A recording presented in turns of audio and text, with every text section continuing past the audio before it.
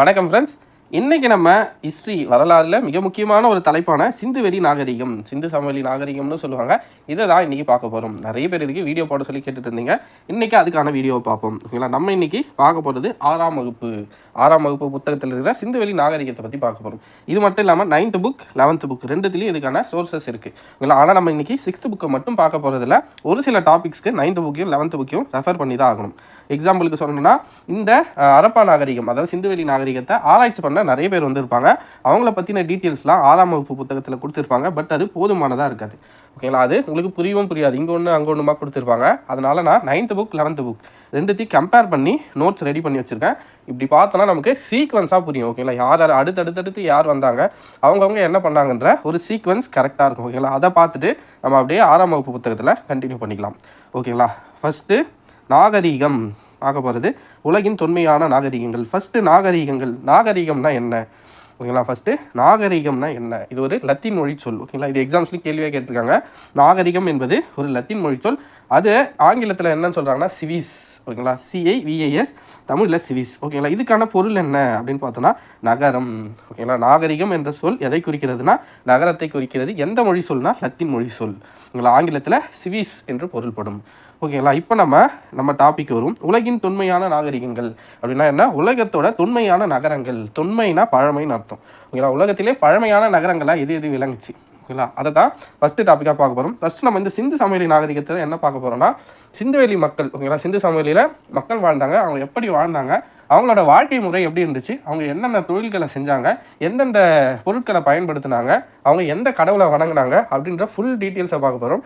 கடைசியாக அந்த சிந்துவெளி நாகரிகம் எப்படி அழிஞ்சுது அப்படின்றதுக்கான சில கருத்துக்கள் சொல்கிறாங்க. அந்த கருத்துக்களையும் நம்ம பார்க்க போகிறோம். ஓகேங்களா? இப்போ நம்ம உலகின் தொன்மையான நாகரிகங்களுக்கு வருவோம். ஓகேங்களா? உலகின் தொன்மையான நாகரிகமாக எதை கருதப்படுதுன்னா மெசபடோமியா நாகரிகம். ஓகேங்களா? மெசபடோமியா அப்படின்ற நாகரிகம் தான் உலகத்திலே தொன்மையான நாகரிகம். நாகரிகம்னா என்ன?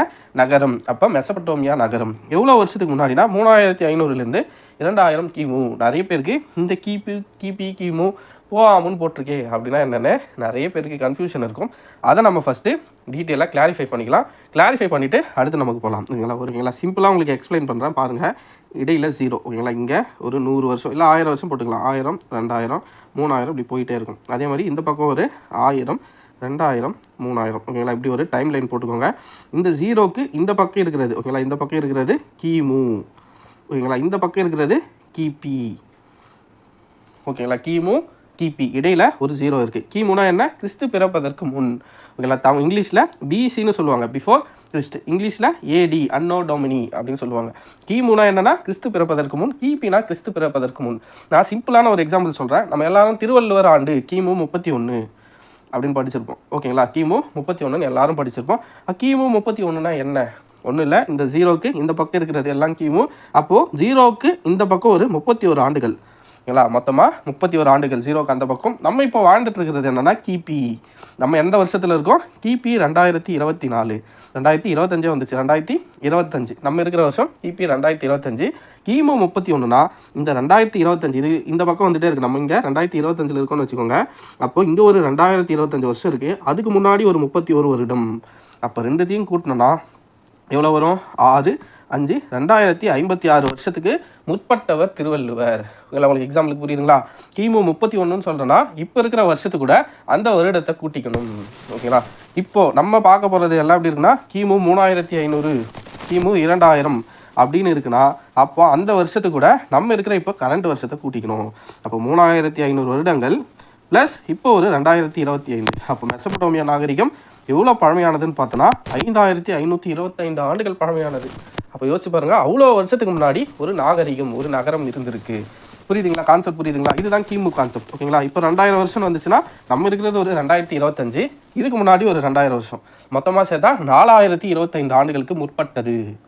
புரியும்னு நினைக்கிறேன். இப்போ நம்ம அது என்ன சார் இது ஓகே, கிமு கிபி ஓகே, அது என்ன ஆமு அப்படின்லாம் யூஸ் பண்ணுறாங்களே அது என்னன்னு கேட்டிங்கன்னா ஒன்றும் இல்லை. போனா பொது ஆழிக்கு முன்.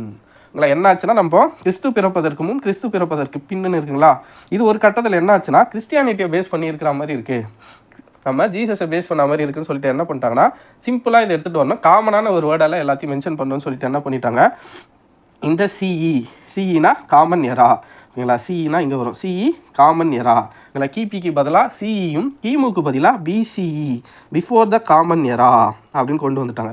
இதை தான் நம்ம தமிழில் என்ன எப்படி எழுதியிருக்கோன்னா போ ஆ மு. ஓகேங்களா. பொது ஆழிக்கு முன், பொது ஆழி முன். கிபினா பொது ஆழிக்கு பின். போ ஆ நம்ம எப்படி எழுதுகிறோம், போ ஆ. ஓகேங்களா. போ ஆன்னு எழுதுறோங்களா. அப்போ என்னென்னா பொது ஆழிக்கு பின், பொது ஆழி, சிம்பிளாக பொது ஆழி, காமன் எரா. ஓகேங்களா. தமிழில் பொது ஆழி, அதை தான் நம்ம இங்கிலீஷில் சிஇ, இந்த இங்கிலீஷை பேஸ் பண்ணி தான் இந்த போ ஆ, இந்த போ ஆ இ 2 எழுத்து இருக்குங்களா. இதுக்கு என்னென்னா பொது ஆழி. இங்கே பாருங்கள், பிஃபோர் அப்படின்னா பொது ஆண்டுக்கு முன்னாடி. ஓகேங்களா. பொது ஆழிக்கு முன், இது வெறும் பொது ஆழி. ஓகேங்களா. இதுதான் சிம்பிள் கான்செப்ட். போ ஆழினா ஒன்றும் இல்லை, கிமுவை தான் சிம்பிளாக போ ஆயின்னு சொல்கிறாங்க தமிழில். கிபியை தான் போ ஆ அப்படின்னு நம்ம தமிழில் சொல்கிறோம். புரியுதுங்களா. இந்த டீட்டெயில்ஸ் போதுமானதாக இருக்குன்னு நினைக்கிறேன். இப்போ நம்ம அந்த தொன்மையான நாகரிகத்துக்கு போகலாம். ஓகேங்களா. பாருங்கள், ஃபஸ்ட்டு என்ன நாகரிகம் பார்த்தோம், மெசபடோமியா நாகரிகம். மெசபடோமியா நாகரிகம் எவ்வளோ வருஷம் பழமையானது, 3500 ஆண்டுகள் பழமையானது. அப்போ 3500னா இப்போ நம்ம ஆல்ரெடி பார்த்தோம் 5525 ஆண்டுகளுக்கு முன்னாடியே மெசபடோமியா அப்படின்ற இடத்துல ஒரு நகரம் இருந்திருக்கு. ஓகேங்களா. அதுக்கு அடுத்ததா ரெண்டாவது பழமையான நகரம், இது ஃபஸ்ட்டுன்னு பார்த்துட்டோம். ரெண்டாவது பாருங்கள், சிந்துவெளி நாகரிகம். சிந்துவெளி நாகரிகம் 3300 to 1900. அப்போது நம்ம ஒரு 2025 இருக்கோம், அது ஒரு 3300 ஆண்டுகள். ரெண்டுத்தையும் கூட்டினா 2, 5, 3, 5325 ஆண்டுகள் பழமையானது இந்த சிந்துவெளி நாகரிகம், சிந்துவெளி நகரம். அங்கே இருக்கிற மக்கள் என்னென்ன பண்ணாங்க, அவங்களோட தொல்பொருள் ஆராய்ச்சியில் நமக்கு என்னென்ன கிடச்சிருக்குன்னு ரொம்ப இன்ட்ரெஸ்டிங்காக இருக்குது இந்த லெசன் பார்க்குறதுக்கே. கண்டிப்பாக உங்களுக்கு ரொம்ப ரொம்ப இன்ட்ரெஸ்டிங்கான ஒரு சப்ஜெக்ட் தான் ஹிஸ்ட்ரி. தயவு செஞ்சு யாரும் கதையாக படிக்கணுமேனு கஷ்டப்படாதீங்க. கதையாக ஒரு விஷயத்தை புரிஞ்சுக்கோங்க. கண்டிப்பாக உங்களால் எப்படி சொல்கிறதுனா கஷ்டமே இல்லை, ஈஸியாக இருக்கும். ஓகேங்களா. இந்த அடுத்ததாக பாருங்கள், அடுத்த நாகரிகத்துக்கு போகலாம். எகிப்து நாகரிகம். எகிப்து நாகரிகம் 3100 to 1100 கிமு. ஓகேங்களா. போ ஆமு நம்ம பார்த்தது என்னென்னா, போ ஆமுனா கிமுன்னு முன்னாடி பார்த்ததா, இப்போ போ ஆமுன்னு இருக்குது. அப்போ இதை பார்த்தோன்னா இது ஒரு 5100 வருஷம் அந்த ஒரு பீரியட் ஆஃப் டைமில் இருக்கும். அதுக்கடுத்து தான் சீன நாகரிகம், ஒரு 1700 ஆண்டுகள் பழமையான நாகரிகம். ஓகேங்களா. இதுதான் உலகத்தில் இருக்கிற தொன்மையான நாகரிகங்கள். ஃபஸ்ட்டு மெசபடோமியா நாகரிகம், அடுத்ததாக சிந்துவெளி நாகரிகம், அடுத்ததாக எகிப்து நாகரிகம், அடுத்ததாக சீன நாகரிகம். நம்ம இன்னைக்கு சிந்துவெளி நாகரிகத்தை தான் A to Z இதில் இருக்கிற எல்லா தகவலையும் பார்க்க போகிறோம். ஓகேங்களா. இப்போது நாகரிகத்தை பற்றி பார்த்துட்டோம், சிந்துவெளி நாகரிகத்தை பற்றியும் பார்த்துட்டோம். ஓகேங்களா. அடுத்ததாக இந்த சிந்துவெளி நாகரிகத்தில் குறிப்பிட்ட 2 நகரங்கள் இருக்குது. ஓகேங்களா. ரொம்ப முக்கியமான குறிப்பிட்ட 2 நகரங்கள் இருக்குது. ஒரு நகரம் பேர் ஹரப்பா, இன்னொரு நகரம் பேர் மொஹஞ்சதாரோ. ஓகேங்களா. ஹரப்பா மொஹஞ்சதாரோவை பற்றி தான் இந்த இதில் சிந்துவெளி நாகரிகத்தில் மிக முக்கியமான நகரங்களாக குறிப்பிடப்படுது. ஏன்னா அங்கே நிறைய தொல்பொருட்கள் நிறைய கிடச்சிருக்கு. ஓகேங்களா. இப்போ போகலாம், லெசனுக்குள்ளே போகலாம். ஹரப்பாவை என்ன சொல்லுவாங்க, புதையுண்ட நகரம். நம்ம முன்னாடி பார்த்தோம், இப்போ சொன்ன மொஹஞ்சதாரோ. இல்லை, மொஹஞ்சதாரோ என்ன சொல்லுவாங்கன்னா, இது எக்ஸாம்ஸில் கேட்டிருக்காங்க. மொஹஞ்சதாரோவை இறந்தோர் மேடு அப்படின்னு குறிப்பிடுவாங்க. என்ன, இறந்தோர் மேடு அப்படின்னு குறிப்பிடுவாங்க. ஹரப்பாவை புதையுண்ட நகரம் அப்படின்னு சொல்லுவாங்க. ஏன் சிந்துவெளி நாகரிகத்தை ஹரப்பா நாகரிகம்னு குறிப்பிடுவாங்க, ஏன் அப்படி குறிப்பிடுறாங்கன்னா, இந்த சிந்து சமவெளி நாகரிகத்தை ஆராயும் போது அவங்களுக்கு கிடைக்கப்பட்ட முதல் நகர அமைப்பாக எந்த பகுதி இருக்குன்னா ஹரப்பா அப்படின்ற ஒரு இடம் தான் அவங்க முதல்ல கண்டுபிடிக்கிறாங்க. அதனால் அந்த நாகரிகத்துக்கு பேர் சிந்துவெளி நாகரிகம் அல்லது ஹரப்பா நாகரிகம் அப்படின்னு குறிப்பிடுவாங்க. ஓகேங்களா. மிக முக்கியமான நகரங்களாக ஹரப்பாவும் மொஹஞ்சதாரோவும் சொன்னோம். இந்த மொஹஞ்சதாரோவுக்கு இன்னொரு பேர் இருக்குது, இறந்தோர் மேடு. ஹரப்பா புதையுண்ட நகரம், ஞாபகம் வச்சுக்கோங்க. இப்போ நம்ம ஹரப்பா நகரத்தோட கால வரையறை, அதாவது சிந்துவெளி நாகரிகத்தோட கால வரையறையை பார்க்கலாம். ஓகேங்களா. கால வரையறை. ஓகேங்களா. புவி எல்லை, ஃபஸ்ட்டு நம்ம புவி எல்லைன்னு எடுத்தோன்னா எங்கேருந்து இந்த சிந்துவெளி நாகரிகம் தொடங்குன்னு பார்த்தோன்னா, நம்ம இந்தியா மேப் இப்படி இருக்குன்னா, ஒரு நிமிஷம், நம்ம இந்தியா மேப் இப்படி இருக்குன்னு வச்சுக்கோங்க. இதுக்கு இந்த பக்கத்தில் ஆசிய கண்டத்தில் தான் நம்ம இருக்கோம். இந்த ஆசிய கண்டத்தில் இந்த இடத்துலையே பாகிஸ்தான் சைட்லேருந்தே இந்த சிந்துவெளி நாகரிகம் தொடங்கிடும். இதெல்லாம் முழுக்க இந்தியாவில் இல்லை, பாகிஸ்தான்லேயும் ஆப்கானிஸ்தான்லேயும் இதோட எல்லைகள் இருக்குது. ஓகேங்களா. புவி எல்லைன்னு பார்த்தோன்னா தெற்கு ஆசியா. என்ன ஆசியா, தெற்கு ஆசியா. நீங்கள் ஜாகிரபி கிளாஸ் பார்த்துருந்தீங்கன்னா தெரியும், நம்ம இந்திய நாடே எங்கே அமைஞ்சிருக்குன்னா ஆசியாவோட தெற்கு பகுதியில் அமைஞ்சிருக்குன்னு நம்ம சொல்லியிருப்போம். அதுதான் இங்கே வந்திருக்கு. புவி எல்லை தெற்கு ஆசியா. காலப்பகுதி வெண்கல காலம். அது என்ன சார் வெண்கல காலம்னா, இதுக்கு முன்னாடி நம்ம பெருங்கற்கால பண்பாடு பார்த்துருந்தோம். அதை ஏன் பெருங்கற்கால பண்பாடுன்னு சொல்கிறாங்கன்னு பார்த்தோன்னா, அந்த காலத்தில் கற்களால் செய்யப்பட்ட கருவிகளை பயன்படுத்தினாங்க. இந்த பீரியட் ஆஃப் டைம். ஓகேங்களா. ஹரப்பா நாகரிகம், அதாவது சிந்துவெளி நாகரிகத்தில் வெண்கலத்தால் செய்யப்பட்ட பொருட்கள் நிறைய கிடைக்குது. அங்கே இருக்கிற மக்கள் அதை பயன்படுத்துவதற்கான நிறைய சான்றுகள் கிடைக்குது. அதனால் அந்த காலத்தை வெண்கல காலம் அப்படின்னு குறிப்பிடுறோம். காலம்னு எடுத்துக்கிட்டோன்னா ஓஆமு 3300 to 1900. நம்ம இதுக்கு முன்னாடி பார்த்த சேம். ஓகேங்களா. அதே தான் காலம். அதுக்கு அடுத்ததான் பரப்பு. பரப்புன்னு எடுத்தோன்னா 13 லட்சம் அல்லது 1.3 மில்லியன் சதுர கிலோமீட்டர்.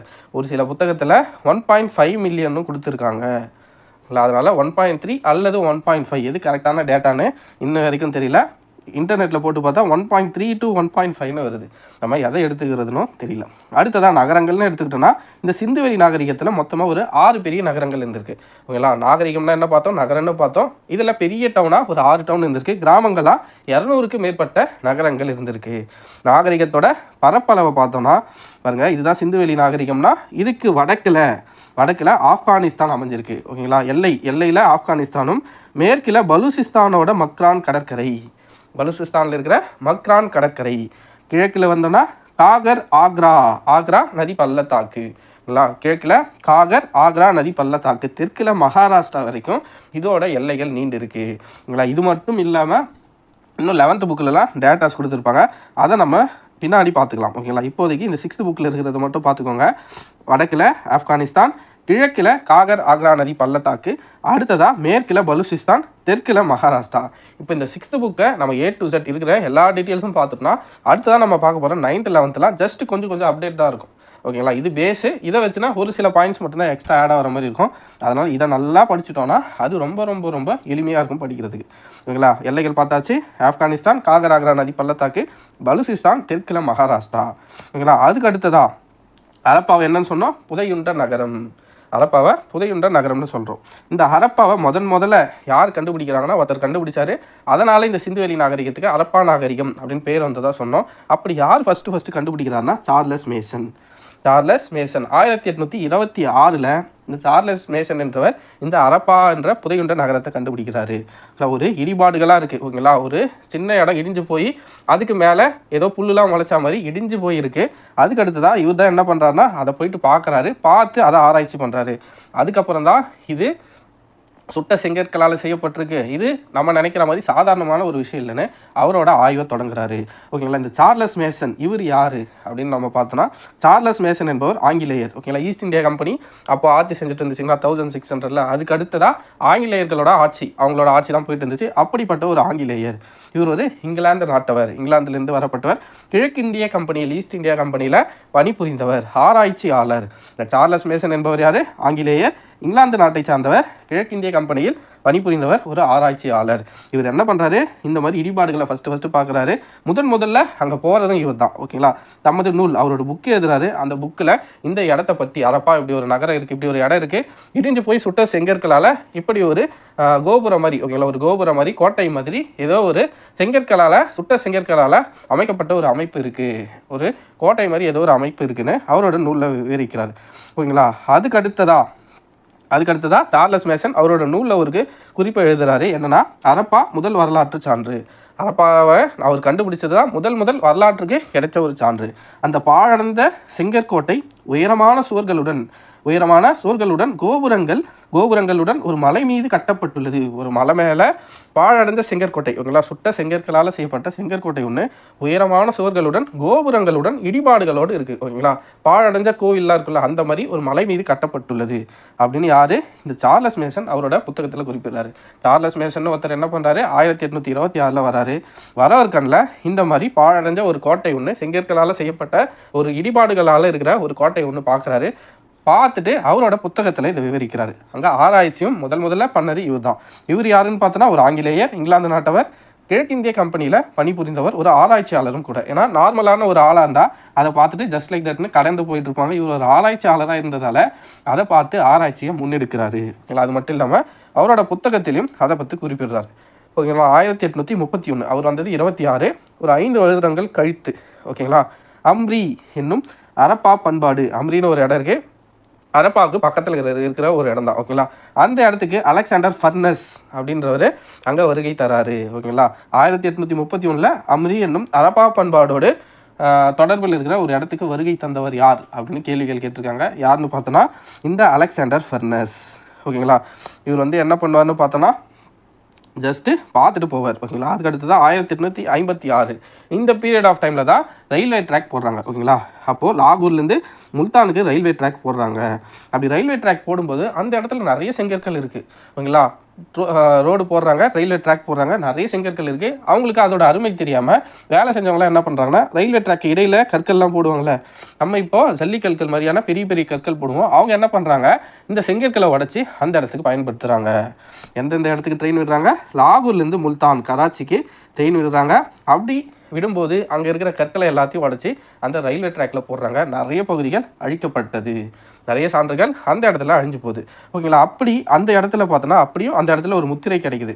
அந்த முத்திரை யாருக்கு கிடைக்குதுன்னா, அலெக்சாண்டர் கன்னிங்ஹாம் அப்படின்ற ஒருத்தருக்கு ஒரு முத்திரை கிடைக்குது. லாகூர்லேருந்து முல்தானுக்கு ரயில் பாதை அமைக்கிறாங்க. அப்படி அமைக்கும்போது சுட்ட செங்கற்கள் நிறைய ஒரு எப்படி சொல்கிறதா ஒரு ரோவா லைனாக வந்து செங்கற்களை வச்சு அடுக்கப்பட்ட ஒரு சுவர் மாதிரி கிடைக்குதுன்னு வச்சுக்கோங்களேன். அதை வச்சு இவங்க என்ன பண்ணுறாங்க, அதை ரயில்வே ட்ராக் போகிறதுக்கு யூஸ் பண்ணிக்கிறாங்க. அந்த டைமில் அலெக்சாண்டர் கன்னிங்ஹாம் அப்படின்னு ஒருத்தர் வராரு. அவருக்கு ஒரு முத்திரை கிடைக்குது. யார் இந்த அலெக்சாண்டர் கன்னிங்ஹாம்? இவர் இந்த சிந்துவெளி நாகரிகத்தில் மிக முக்கியமானவர். அது மட்டும் இல்லை, இப்போ இருக்கிற தொல்லியல் துறைக்கு ரொம்ப ரொம்ப முக்கியமான அடிக்கல் நட்டு வச்சதும் இவர் தான். இவரை பற்றின டீட்டெயில்ஸை பார்ப்போம். யார் இந்த அலெக்சாண்டர் கன்னிங்ஹாம்? இந்திய தொல்லியல் அளவீட்டு துறையின் முதல் அளவையாளர். எக்ஸாமில் நிறைய கேட்டிருக்காங்க. இந்த அலெக்சாண்டர் கன்னிங்ஹாம் யாருன்னு பார்த்தோம்னா, இவர் ஒரு தொல்லியல் அளவீட்டு துறையோட முதல்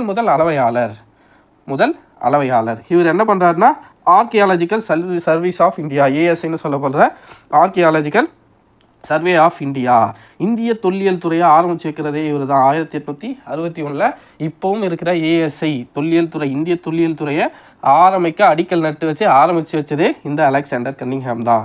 இதோட தலைமையிடம் ஹெட் குவார்ட்டர்ஸ் நியூ டெல்லியில் இருக்குது, புதுடெல்லியில் இருக்குது. இவர் கையில் தான் என்னென்னா இந்த ஒரு முத்திரை, ரயில்வே ட்ராக் போடும்போது ஒரு முத்திரை வந்து இவருக்கு கிடைக்குது. அப்புறம் தான் பார்க்குறாங்க இவ்வளோ விஷயத்த அழிச்சிருக்காங்க அப்படின்றத அப்புறம் தான் இவங்களுக்கே தெரிய வருது. ஓகேங்களா, அதுக்கு அடுத்ததான் 1920 இங்கே நிறைய பேர் வந்திருப்பாங்க, நிறைய ஆராய்ச்சியை மேற்கொண்டிருப்பாங்க. ஆனால் யாராலையும் ஒரு முடிவுக்கே வர முடியாது. 1920 அரப்பா மாதிரியே வேற ஒரு இடம் ஒன்று தெரியும். அந்த இடத்துக்கு பேர் மொகஞ்சதாரோ. என்ன மொகஞ்சதாரோ? இந்த அரப்பா மாதிரியே நிறைய விஷயங்கள் இங்கே கிடைக்கும். நிறைய பானை ஓடுகள் அரப்பாவில் கிடைக்கிற மாதிரி. அரப்பான்றது ஒரு ஊர், வேற ஒன்றும் இல்லை, ஒரு ஊர். இந்த ஊரில் கிடைக்கிற மாதிரி மொகஞ்சதாரோ அப்படின்ற ஊர்லேயும் நிறைய பொருட்கள் கிடைக்கும். ஒப்பிட்டும் பார்ப்பாங்க. இங்களா பார்க்கும்போது இந்த அரப்பாவில் கிடைச்சது தான் பழமையானதாக தெரியும். இங்களா அதுக்கப்புறம் போவோம். 1920 அரப்பா மொகஞ்சதாரோ 2 இடத்துலையும் ஆய்வு மேற்கொள்கிறாங்க. ஓகேங்களா, அதுக்கு அடுத்து தான் மிக மிக மிக முக்கியமானவர். ஃபஸ்ட்டு பார்த்த சார்லஸ் மேசன் ஒத்து பார்த்தோமா, அவரும் முக்கியமானவர். அதுக்கு அடுத்ததான் நம்ம பார்த்தா அலெக்சாண்டர் கன்னிங்ஹாம், இவரும் ரொம்ப ரொம்ப முக்கியமானவர். அதுக்கு அடுத்ததான் இருக்கிறதுலே முக்கியமானவர் யாருன்னா இந்த சர் ஜான் மார்ஷல். ஓகேங்களா, இந்திய தொல்லியல் துறைன்னு ஒன்று 1861 ஆரம்பிச்சிட்டாங்க. ஓகேங்களா, அதுக்கு நிறைய இயக்குநர்கள் வந்திருப்பாங்க. ஆனால் இந்திய தொல்லியல் துறையோட இயக்குனராக இந்த சர் ஜான் மார்ஷல் 1924 பொறுப்பேற்ற தருணம் இந்திய தொல்லியல் துறையிலே ஒரு பெரிய மாற்றம் நிகழ்ந்திருக்கும். உலகத்துக்கே இப்படி ஒரு தொன்மையான நாகரிகம் இருந்ததா முதல்ல எடுத்து சொன்னவர் இந்த சர் ஜான் மார்ஷல். ஓகேங்களா, இப்படி ஒரு பழமையான நாகரிகம் இருக்குப்பா, இப்படி இத்தனை வருஷத்துக்கு பழமையான இந்த ஒரு நாகரிகத்தை பற்றி தெரியாமல் இருக்கீங்களேன்னு இந்தியாவுக்கும் பாகிஸ்தான் 2 எல்லையில் இருக்கும். இப்படி நம்ம எல்லாருக்கும் தெரியப்படுத்தின முதல் ஆள் யாருன்னு பார்த்தோன்னா இந்த சர் ஜான் மார்ஷல். இவர் என்ன போஸ்டிங்கில் வந்திருப்பாரு? இந்திய தொல்லியல் துறையோட டைரக்டர், இயக்குனராக வந்திருப்பாரு. இந்த தொல்லியல் துறை 1861 அலெக்சாண்டர் கன்னிங்ஹாமால் தொடங்கப்பட்டு இருக்கும். இல்லை இப்பவும் இருக்குது, ஆர்கியாலஜிக்கல் சர்வே ஆஃப் இந்தியா. நம்மளோட பழங்கால பொருட்கள் எல்லாம் அவங்க தான் மெயின்டைன் பண்ணிட்டு இருக்கிறாங்க. நிறைய இடம் பார்த்தீங்கன்னா இந்த ஆர்கியாலஜிக்கல், ஓகேங்களா, தொல்பொருள் ஆராய்ச்சிலாம் இவங்க தான் மேற்கொண்டுட்டு வராங்க. ஓகேங்களா, இந்திய வரலாற்றிலே ஒரு திருப்பு முனையை ஏற்படுத்தியது சர் ஜான் மார்ஷலோடைய பதவி. ஓகேங்களா, அவர் அந்த போஸ்டிங்க்கு வராரு. வந்ததுக்கப்புறம் தான் இந்திய வரலாற்றிலே ஒரு திருப்பு முனை ஏற்படுது. அரப்பா மொகஞ்சதாரோ 2த்துக்கும் பொதுவான நிறைய அம்சங்கள் கிடைக்குது. இங்கே ஒரு பானை ஓடு கிடைக்குதுன்னா அதே மாதிரி அங்கே ஒரு பானை ஓடு கிடைக்குது. இங்கே ஒரு அருவாள் கிடைக்குதுன்னா அங்கே அதே மாதிரியான ஒரு அருவாள் கிடைக்குது. ஓகேங்களா, இந்த மாதிரி நிறைய பொதுவான அம்சங்கள் அவங்களுக்கு கிடைக்குது. அரப்பாவில் ஆய்வை தொடங்குறாரு யார்? இந்த சர் ஜான் மார்ஷல். ஏன்னா இவங்க எல்லாமே தொல்லியல் துறை சார்ந்தவங்க தான். ஸோ அங்கே ஆனால் இதுக்கு முன்னாடி இருந்தவங்க எல்லாம் ஸ்டெப் எடுத்து இதெல்லாம் பண்ணணும்னு சொல்லிட்டு பண்ணாமல் அவங்க இருந்தோமா போனோமான்னு இருந்துட்டாங்க. ஆனால் சர் ஜான் மார்ஷல் மட்டும்தான் அங்கே ஆய்வை மேற்கொண்டுட்டு என்ன பண்ணுறாரு? அரப்பா மொகஞ்சதாரோவை விட பழமையானது, அதான் மட்பாண்ட வேறுபாடு. இதுக்கு முன்னாடி சொன்ன மாதிரி மட்பாண்டா 2 இடத்துலையும் கிடைக்குது. அதை வச்சு பார்க்கும்போது அரப்பா தான் பழமையானது அப்படின்ற ஒரு முடிவுக்கு வராங்க. அப்படி அரப்பா நாகரிகம்னு ஏன் பேர் வருதுன்னா, முதல்ல கண்டுபிடிக்கப்பட்ட நகரமாக அரப்பா இருக்கிறதால இது சிந்துவெளி நாகரிகம் அல்லது அரப்பா நாகரிகம் அப்படின்னு குறிப்பிடுறாங்க. இதில் 1900 எந்த வருஷத்துல இவர் வந்தார்? 24 வந்தார். அதுக்கப்புறமா ஆர்.எம். வீலர் 1940 ஹரப்பால ஆய்வு மேற்கொள்கிறாரு. இந்திய சுதந்திரத்திற்கு பிறகு பெரும் பகுதி பாகிஸ்தானுக்கு சென்று விட்டன. பின்னாடி நம்ம மேப்பில் பார்க்கலாம். பாருங்கள், இதெல்லாம் தான் சிந்துவெளி நாகரிகம் இருந்த பகுதிகள். ஓகேங்களா, இதில் பெரும்பாலான பகுதிகள் எங்கே போயிடுச்சு? பாகிஸ்தானுக்கு போயிடுச்சு. நமக்கு ஒரு சில பகுதிகள் மட்டும்தான் இப்போவும் எஞ்சிருக்கு. நீங்கள் சிந்துவெளி நாகரிகத்தை முழுமையாக நீங்கள் பார்க்கணுன்னு நினச்சிங்கன்னா நீங்கள் பாகிஸ்தானுக்கு தான் போகணும். ஓகேங்களா, நம்மக்கிட்ட இருக்குது கொஞ்சம் இடம் மட்டும்தான் இருக்குங்களா. குஜராத்தில் கொஞ்சம் இடம் இருக்குது, அடுத்ததாக ராஜஸ்தானில் கொஞ்சம் இடம் இருக்குது. இந்த மாதிரி அங்கங்கே கொஞ்சம் இடம் தான் இருக்கே தவிர முக்கால்வாசி இடம், ஒரு 90% ஆஃப் லேண்டு இப்போவும் பாகிஸ்தான் கிட்ட தான் இருக்குது. சுதந்திரத்திற்கு பிறகு பெரும் பகுதி பாகிஸ்தானுக்கு சென்று விட்டன. 1940 இந்தியா சுதந்திரம் அடையல. இந்தியா பாகிஸ்தான் 2 நாடும் இல்லை. 47 தான் பிரியுது. அதுக்கு முன்னாடி ஆரியம் வீலர். இன்னொன்று நீங்கள் முக்கியமான தெரிஞ்சுக்க வேண்டியது, எந்தெந்த வருஷத்தில் யார் ஆராய்ச்சி பண்ணாங்கன்னு கேள்விகள் வரும். பாருங்க, ஆரியம் வீலுக்கு 4 சக்கரம் இருக்குன்னு நினச்சிக்கோங்க. வீலில் 4 கோடி இருக்கிறதான்னு வச்சுக்கோங்க. அவர் எப்போ வராரு? 1940. ஓகேங்களா, வீலர்னா 1940. சர் ஜான் மார்ஷல் பெரிய மாற்றத்தை கொண்டு வராரு. இந்திய வரலாற்றிலே திருப்பு முனையாக இருந்தது இவரோட பதவி. இவர் பதவிக்கு வந்த தருணம் எப்போ வராரு? 1924. அதுக்கு அடுத்தது அலெக்சாண்டர் கன்னிங்ஹாம் தொல்லியல் துறையை தொடங்கி வைக்கிறார். எந்த வருஷம்? 1861. ஃபஸ்ட்டு எப்போ ஒரு முத்திரை அலெக்சாண்டர் கன்னிங்ஹாமுக்கு கிடைக்குது? 1856 லாகூர்லேருந்து முல்தான் கராச்சிக்கு ரயில் ரோடு போடும்போது. 1831 அம்ரி என்னும் ஹரப்பா பண்பாடு தொடர்புடைய இடத்திற்கு வருகை தந்தவர் யார்? Alexander furnace. ஓகேங்களா, ஃபஸ்ட்டு ஹரப்பால ஆய்வு மேற்கொண்டது யார்? Charles Mason. 1826. இதுதான் ஹரப்பால நடந்த அகழ்வாராய்ச்சிகள். இன்னமும் நிறைய நடந்துட்டு தான் இருக்குது. இன்னமும் நிறைய கண்டுபிடிச்சிட்டு தான் இருக்காங்க. ஓகேங்களா, இந்த ஆர்கியாலஜிக்கல் சர்வே ஆஃப் இந்தியா தனியாக எழுதியிருக்காங்க. 1861 அலெக்சாண்டர் கன்னிங்ஹாம் என்பவர் உதவியால் நிறுவப்பட்டது தான் இந்த ASI, archaeological survey of India. ASI இப்போ கூட நம்ம பழமையான கோயில்கள், பழமையான கோட்டைகள் எல்லாம் இவங்களோட கண்ட்ரோல், சென்ட்ரல் கவர்மெண்ட்டோட ஒரு அஃபிஷியலான ஒரு நிறுவனம் தான் இவங்க. ஓகேங்களா, தொல்லியல் துறை சென்ட்ரல் கவர்மெண்ட்டோட ஒரு முக்கியமான துறை. ஓகேங்களா, தொல்லியலில் இவங்க கண்ட்ரோலில் தான் எல்லாமே இப்போ வரைக்கும் ஆல் ஓவர் இந்தியாவில் எல்லாமே இந்த ஏஎஸ்ஐ கீழே தான் வரும். தொல்லியல் சார்ந்த எல்லாமே, கோவில்களாக இருந்தாலும் கோட்டைகளாக இருந்தாலும் இந்த மாதிரி எந்த விஷயமா இருந்தாலும் இந்த ஏஎஸ்ஐ கீழே தான் வரும். ஓகேங்களா, இதை தொடங்கி வைக்க ரொம்ப முக்கியமாக ஃபஸ்ட்டு ஆரம்பித்து வைக்கிறது யார்? Alexander Cunningham. இதுவும் எக்ஸாமில் நிறைய டைம் கேட்டிருக்காங்க. ஓகேங்களா, இப்போ நம்ம நாகரிகம்னா என்ன, எவ்வளோ வருஷம் பழமையானது, இந்த மாதிரி எல்லா டீட்டெயில்ஸும் பார்த்துட்டோம். இப்போ அங்கே வாழ்ந்த மக்கள் என்னென்ன பண்ணாங்க, அவங்களோட நகரம் எப்படி இருந்துச்சு, வடிகால் அமைப்பு எப்படி இருந்துச்சு, அவங்க என்னென்ன பொருட்களை பயன்படுத்தினாங்க, அவங்களோட வாழ்க்கை முறை எப்படி இருந்துச்சுன்றத டீட்டெயில்டாக அடுத்ததாக பார்க்க போகிறோம். ஓகேங்களா, பாருங்கள், இந்திய எல்லைகளில் கண்டுபிடிக்கப்பட்ட நகரங்கள். தொல்பொருள் ஆய்வாளர்கள் இந்திய எல்லைகளில் ஹரப்பா நாகரிகம் இருந்த இடங்களை கண்டுபிடித்துள்ளனர். பாருங்கள், தோலவிரா, இந்த தோலவிரா லோத்தல் குஜராத்தில் இருக்குது. இந்த மாதிரி நிறைய இடங்களை கண்டுபிடிச்சிருக்காங்க. மந்தா, ராக்கி கர்கி, ஹரப்பா, இதுதான் அந்த ஹரப்பா. இந்த ஹரப்பா இதுதான். மொகஞ்சதாரோ இதுதான். ஹரப்பா மொகஞ்சதாரோ இது ரெண்டுத்துக்கும் தான் காமனான நிறைய விஷயங்கள் இருக்கிறதா கண்டுபிடிச்சிருங்க. அம்ரி என்னும் பண்பாட்டு தொடர்புடைய இடத்திற்கு ஒருத்தர் வருகை தந்திருப்பார். யார் ஞாபகம் இருக்குங்களா? யார்? அம்ரி என்னும் ஹரப்பா பண்பாட்டுக்கு வருகை தந்தவர் அலெக்சாண்டர் ஃபர்னஸ். ஓகேங்களா, இப்படி நீங்கள் மேப்பை ரிலேட் பண்ணி படித்தாலும் ஓகே தான். ஓகேங்களா, மொகஞ்சதாரோ, அம்ரி, ஹரப்பா முக்கியமான நகரங்களாக எது சொல்லப்படுது? ஹரப்பா, மொகஞ்சதாரோ. ஹரப்பா புதையுண்ட நகரம், மொகஞ்சதாரோ இளந்தோர் மேடு அப்படின்னு சொல்லப்படுது. ஓகேங்களா, அடுத்ததான் நம்ம புத்தகத்துக்கு வருவோம். இந்த சிந்துவெளி நாகரிகத்தை ஏன் நகர நாகரிகம்னு சொல்லணும், ஏன் கிராமமாக இருந்திருக்கக்கூடாது, அது ஏன் நகரமாக இருந்திருக்கணும், அப்படி இருந்ததுக்கான சான்று என்ன அப்படின்னு கேட்டிங்கன்னா நிறைய சான்றுகள் இருக்குது. சிறப்பான நகர திட்டமிடல், இப்படி தான் ஒரு நகரம் இருக்கணும், இப்படி தான் ஒரு தெரு இருக்கணும். ஓகேங்களா, வீதிகள்னு எடுத்தோன்னா அதுக்கு அடுத்ததாக பார்ப்போம் நம்ம. சிறப்பான கட்டிடக்கலை வேலைப்பாடு, கட்டிடக்கலை. ஓகேங்களா, இந்த அளவுக்கு ஒரு 2 ஃப்ளோர் 3 ஃப்ளோர்லாம் வீடு இருந்திருக்கும். ஓகேங்களா, சிட்டியில் தான் எப்பவுமே பெரும்பாலும் உயர் அடுக்குகளில் கட்டடங்கள் இருக்கும். ஓகேங்களா, அதை வச்சு தான் என்ன பண்ணியிருக்காங்க, இது ஒரு நகர நாகரிகமாக இருந்திருக்கும் அப்படின்ற ஒரு முடிவுக்கே வராங்க. அது மட்டும் இல்லை, பாருங்கள், தூய்மைக்கும் பொது சுகாதாரத்திற்கும் கொடுக்கப்பட்ட அதிக முன்னுரிமை. ஒவ்வொரு வீட்டிலும் நம்ம எவ்வளோ வருஷத்துக்கு முன்னாடி நடந்த கதையை பேசிகிட்டு இருக்கோம், ஒரு 5325 சம்திங் ஏதோ வந்துச்சு.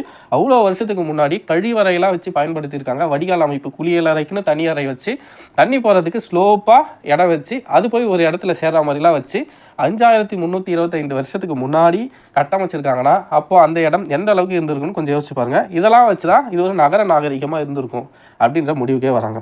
அடுத்ததாக தரப்படுத்தப்பட்ட எடைகள் மற்றும் அளவீடுகள். இப்போ நம்ம 1 kilo 2 kilo 1 inch 2 inch use பண்ணுறலாம். அதே மாதிரி அவங்களும் ஸ்பெசிஃபிக்காக ஒரு சர்டைன் ஒரு குறிப்பிட்ட ஒரு பொருளுக்கான எடையையும் அளவீட்டையும் நிர்ணயித்து வச்சுருந்தாங்க. ஓகேங்களா, அதெல்லாம் பின்னாடி பார்க்கலாம். அடுத்ததாக விவசாயம் மற்றும் கைவினைத் தொழில்களுடன் திடமான அடித்தளம், விவசாயமும் பண்ணதுக்கான சான்றும் கிடைச்சிருக்கு. கைவினை பொருட்களா இந்த மட்பாண்டம்லாம் நம்ம சிம்பிளாக பாருங்கள், மட்பாண்டம்லாம் செஞ்சுருக்காங்கன்னா அப்போது கைவினையில் அவங்க தேர்ந்தவர்களாக தான் இருந்திருக்கணும். ஓகேங்களா? அப்போ நகர நாகரிகம் நம்ம சொல்கிறதுக்கு இத்தனை சான்றுகள் இருக்குது. சிறப்பான நகர திட்டமிடல், சிறப்பான கட்டிடக்கலை வேலைப்பாடு, தூய்மைக்கும் சுகாதாரத்திற்கும் கொடுக்கப்பட்ட முன்னுரிமை, தரப்படுத்தப்பட்ட எடைகள் அளவீடுகள், விவசாயம் மற்றும் கைவினை தொழில்களுக்கான திடமான அடித்தளம். ஓகேங்களா? அடுத்ததாக இந்த ஹரப்பா நாகரிகம், சிந்துவெளி நாகரிகத்தை எடுத்தோன்னா ரெண்டாக பிரிக்கலாம். ஓகேங்களா? இந்த நாகரிகத்தோட இந்த ஹரப்பா பகுதியை ரெண்டாக பிரித்து மேலே இதுக்கு முன்னாடி நம்ம பார்த்தோம் கோட்டையில் ஒரு மேடு மேலே கோட்டை மாதிரி இருந்தது அப்படின்னு ஃபஸ்ட்டு யார் பார்த்துருப்பாங்க, அது ஞாபகம் இருக்குங்களா? அந்த டீட்டெயிலுக்கு போகணும்னா வாங்க அந்த டீட்டெயிலை பார்த்துடலாம். ஃபஸ்ட்டு ஒருத்தர் புத்தகத்தில் குறிப்பிட்டிருப்பார் பாருங்கள், அந்த பாழடைந்த செங்கற்கோட்டை உயரமான சுவர்களுடன் கோபுரங்களுடன் ஒரு மலை மீது இருந்தது. ஞாபகம் இருக்குங்களா? சொன்னவர் யார்? Charles Mason. அப்போது ஒரு மலை இருந்திருக்கு, மலைக்கு கீழவும் மக்கள் வசிச்சிருக்காங்க. அப்போ மலை மேலே யார் இருந்தாங்க, கீழே யார் இருந்தாங்க அப்படின்றதுக்கான சான்றுகளும் இந்த ஹரப்பா நாகரிகத்தில் கிடச்சிருக்கு. பாருங்க, மேல் நகர அமைப்பு, அதாவது மலை மேலே. ஓகேங்களா? மலை மேலே நகரத்தின் மேற்பகுதி சற்று உயரமானது, அது கோட்டை எனப்பட்டது. உயரமான ஒரு இடம், மலை மாதிரியான ஒரு இடத்துல கோட்டை இருந்திருக்கு. ஓகேங்களா? நகர நிர்வாகிகள்னா யார்? அதை மெயின்டைன் பண்ணுறவங்க. ஓகேங்களா? அந்த நகரத்தை நிர்மாணிக்கிற நிர்வாகிகள் அந்த கோட்டையில் தங்கியிருந்ததாக கருதப்படுது. ஓகேங்களா? அடுத்ததாக பெருங்குளம் தானிய களஞ்சமும் எங்கே இருக்குது? இது ரொம்ப ரொம்ப இம்பார்ட்டன்ட். மேல் நகர அமைப்பில் இருந்துச்சா கீழ் நகர அமைப்பில் இருந்துச்சா? இந்த பெருங்குளம் தானிய களஞ்சம்னு கேள்விகள் வரும். மேலே. ஓகேங்களா? மேல் நகர அமைப்பு, அந்த மலை மேலே இருக்கிற அந்த நகரத்தில் தான் இந்த பெருங்குளமும் தானிய களஞ்சமும் இருக்குது. அது என்ன பெருங்குளம் தானிய களஞ்சம்னு பின்னாடி பார்க்கலாம். ஓகேங்களா? ஜஸ்ட் இதை ஞாபகம் வச்சுக்கோங்க, அது வரும்போது பார்க்கலாம். ஓகேங்களா? நகரத்தின் கிழக்கு, இது மேற்கு பகுதி. ஓகேங்களா? நகரத்தோட மேற்கு பகுதி. கிழக்கு பகுதியில் பார்த்தோன்னா சற்று தாழ்ந்து உயரமுடைய அதிக பரப்பு கொண்டது. ஓகேங்களா? ஒன்றும் இல்லை, இது மலை மேலே இருக்கிற ஒரு நகரமாக இருக்கும் மேல் நகர அமைப்பு. கீழ் நகர அமைப்பு வந்து ஃப்ளாட்டான இருக்கிற ஒரு தரையாக இருக்கும். ஓகேங்களா? மலைக்கு கீழே இருக்கிற இடம்னு வச்சுக்கோங்களேன். இங்கே வந்து பொதுமக்கள் வசிச்சுட்டு வராங்க. அப்போ மேல் நகர அமைப்பில் நகர நிர்வாகிகள் வசிக்கிறாங்க. அது மேடாக இருக்குது, மேற்கு பகுதி மேடாக இருக்குது, மலை மாதிரி இருக்குன்னு ஞாபகம் வச்சுக்கோங்க. கிழக்கு பகுதி ஃப்ளாட்டாக மலைக்கு கீழே இருக்கிற தரைன்னு ஞாபகம் வச்சுக்கோங்க. இந்த கீழ் நகர அமைப்பில் பொதுமக்கள் தங்குறாங்க, மேல் நகர அமைப்பில் நகர நிர்வாகிகள் வசிச்சுட்டு வராங்க. ஓகேங்களா? அந்த மேல் பகுதியில் தான் பெருங்குளமும் தானிய களஞ்சமும் இருந்ததற்கான சான்றுகள் இருக்குது. இப்போ நம்ம அந்த பெருங்குளம் தானிய களஞ்சத்தை பற்றி பார்க்கலாம். அதுக்கு முன்னாடி தெருக்களும் வீடுகளும் இருக்கா, இந்த டேட்டாக்கு நம்ம கடைசியாக வரும். ஓகேங்களா? அடுத்ததாக தெருக்களும் வீடுகளும். அந்த சிந்து சமவெளி நாகரிகம் ஹரப்பா நாகரிகத்தோட தெருக்கள் எப்படி இருந்துச்சு, அங்கே இருக்கிற வீடுகள் எப்படி இருந்துச்சு அப்படின்றத பார்க்க போகிறோம். தெருக்கள் சட்டக வடிவமைப்பை கொண்டிருந்தன. எப்படி இருக்குது பாருங்கள், இந்த டயக்ராம்லேயே தெரியுது பாருங்கள். சட்டக வடிவமைப்பில் இந்த மாதிரி கிராஸ் இடையில் பிரிட்ஜு போகிற மாதிரி நிறைய வீடுகள் இருக்குது. ஓகேங்களா? அதுக்கு அடுத்ததாக தெருக்கள் நேராக அமைக்கப்பட்டிருந்தன. அவை வடக்கு தெற்காகவும் கிழக்கு மேற்காகவும் சென்றன. ஒன்றைக்கொன்று செங்கோணத்தில் வெட்டி கொள்ளும். இப்படி வடக்கு தெற்கு இந்த மாதிரி கரெக்டாக. ஓகேங்களா? இப்படி தான் இருக்கணும், ரோடு இவ்வளோ அகலமாக தான் இருக்கணும் அப்படின்ற மாதிரி அந்த காலத்தில் 5325 ஆண்டுகளுக்கு முன்னாடி கட்டமைச்சு வச்சுருக்காங்க. 5300 ஆண்டுகளா ஞாபகம் இல்லையே, இவ்வளோ 3300. இப்போ நம்ம 2025. 5325 ஆண்டுகள். 5325 ஆண்டுகளுக்கு முன்னாடியே அந்த அளவுக்கு தெருக்கள் எல்லாம் வச்சுருந்துருக்காங்க. இதில் அடுத்ததாக சாலைகள் அகலமாக இருந்திருக்கு, வளைவான முனைகளை கொண்டதாகவும் இருந்தன. வீடுகள் தெருக்களின் இரு ஓரங்களிலும் சீராக அமைக்கப்பட்டிருந்தன. வீடுகள் பாருங்கள், ஒரு தெரு இருக்குன்னா அதோட ஓரங்களில் சீராக தான் வந்து வீடுகளை அமைச்சிருக்காங்க. ஓகேங்களா? அடுத்ததாக வீடுகள் 1 அல்லது 2 மாடி அடுக்குகளை உடையவனாக காணப்பட்டன. நம்ம ஏன் இதை நகர நாகரிகம் சொல்கிறோம்னு புரியுதுங்களா? அப்போது அந்த 5325 ஆண்டுகளுக்கு முன்னாடியே அந்த சிந்து பகுதியில் வாழ்ந்த மக்கள், சிந்து நாகரிகத்தில் வாழ்ந்த மக்கள் 2-3 அடுக்குகள்லாம் வச்சு வீடு கட்டி வாழ்ந்துருக்காங்க. ஓகேங்களா? இதுதான் நகரம் இருந்ததற்கான முக்கிய சான்றுகளாக கருதப்படுது. அடுத்ததாக பெரும்பாலான வீடுகள் பல அறைகளையும் ஒரு முற்றத்தையும் ஒரு கிணறையும் கொண்டிருந்தன. பெரும்பாலான வீடுகளில் பல அறை இருக்கான், நிறைய ரூம்ஸ் இருக்குது. ஒரு முற்றம்னா திண்ணையை குறிக்குங்களா அது. அடுத்ததாக கிணறு இருந்திருக்கு. ஓகேங்களா? தண்ணீருக்கு கிணற்றை தான் நம்பியிருக்காங்க. அடுத்ததாக ஒவ்வொரு வீட்டிலும், இதுதான் முக்கியம், கழிவறையும் குளியலறையும் இருந்திருக்கின்றன. மிக முக்கியமான தகவல், அந்த காலத்தில் 5325 ஆண்டுகளுக்கு முன்னாடி கழிவறையும் குளியலறையும் இருந்திருக்குன்னா அப்போது எப்படி வாழ்க்கை முறையில் மேம்பட்டு இருந்திருப்பாங்கன்னு கொஞ்சம் யோசிச்சு பாருங்கள். அடுத்ததாக பாருங்கள், வீடுகள் சுட்ட செங்கற்களாலும் சுண்ணாம்பு கலவையாலும் கட்டப்பட்டிருந்தன.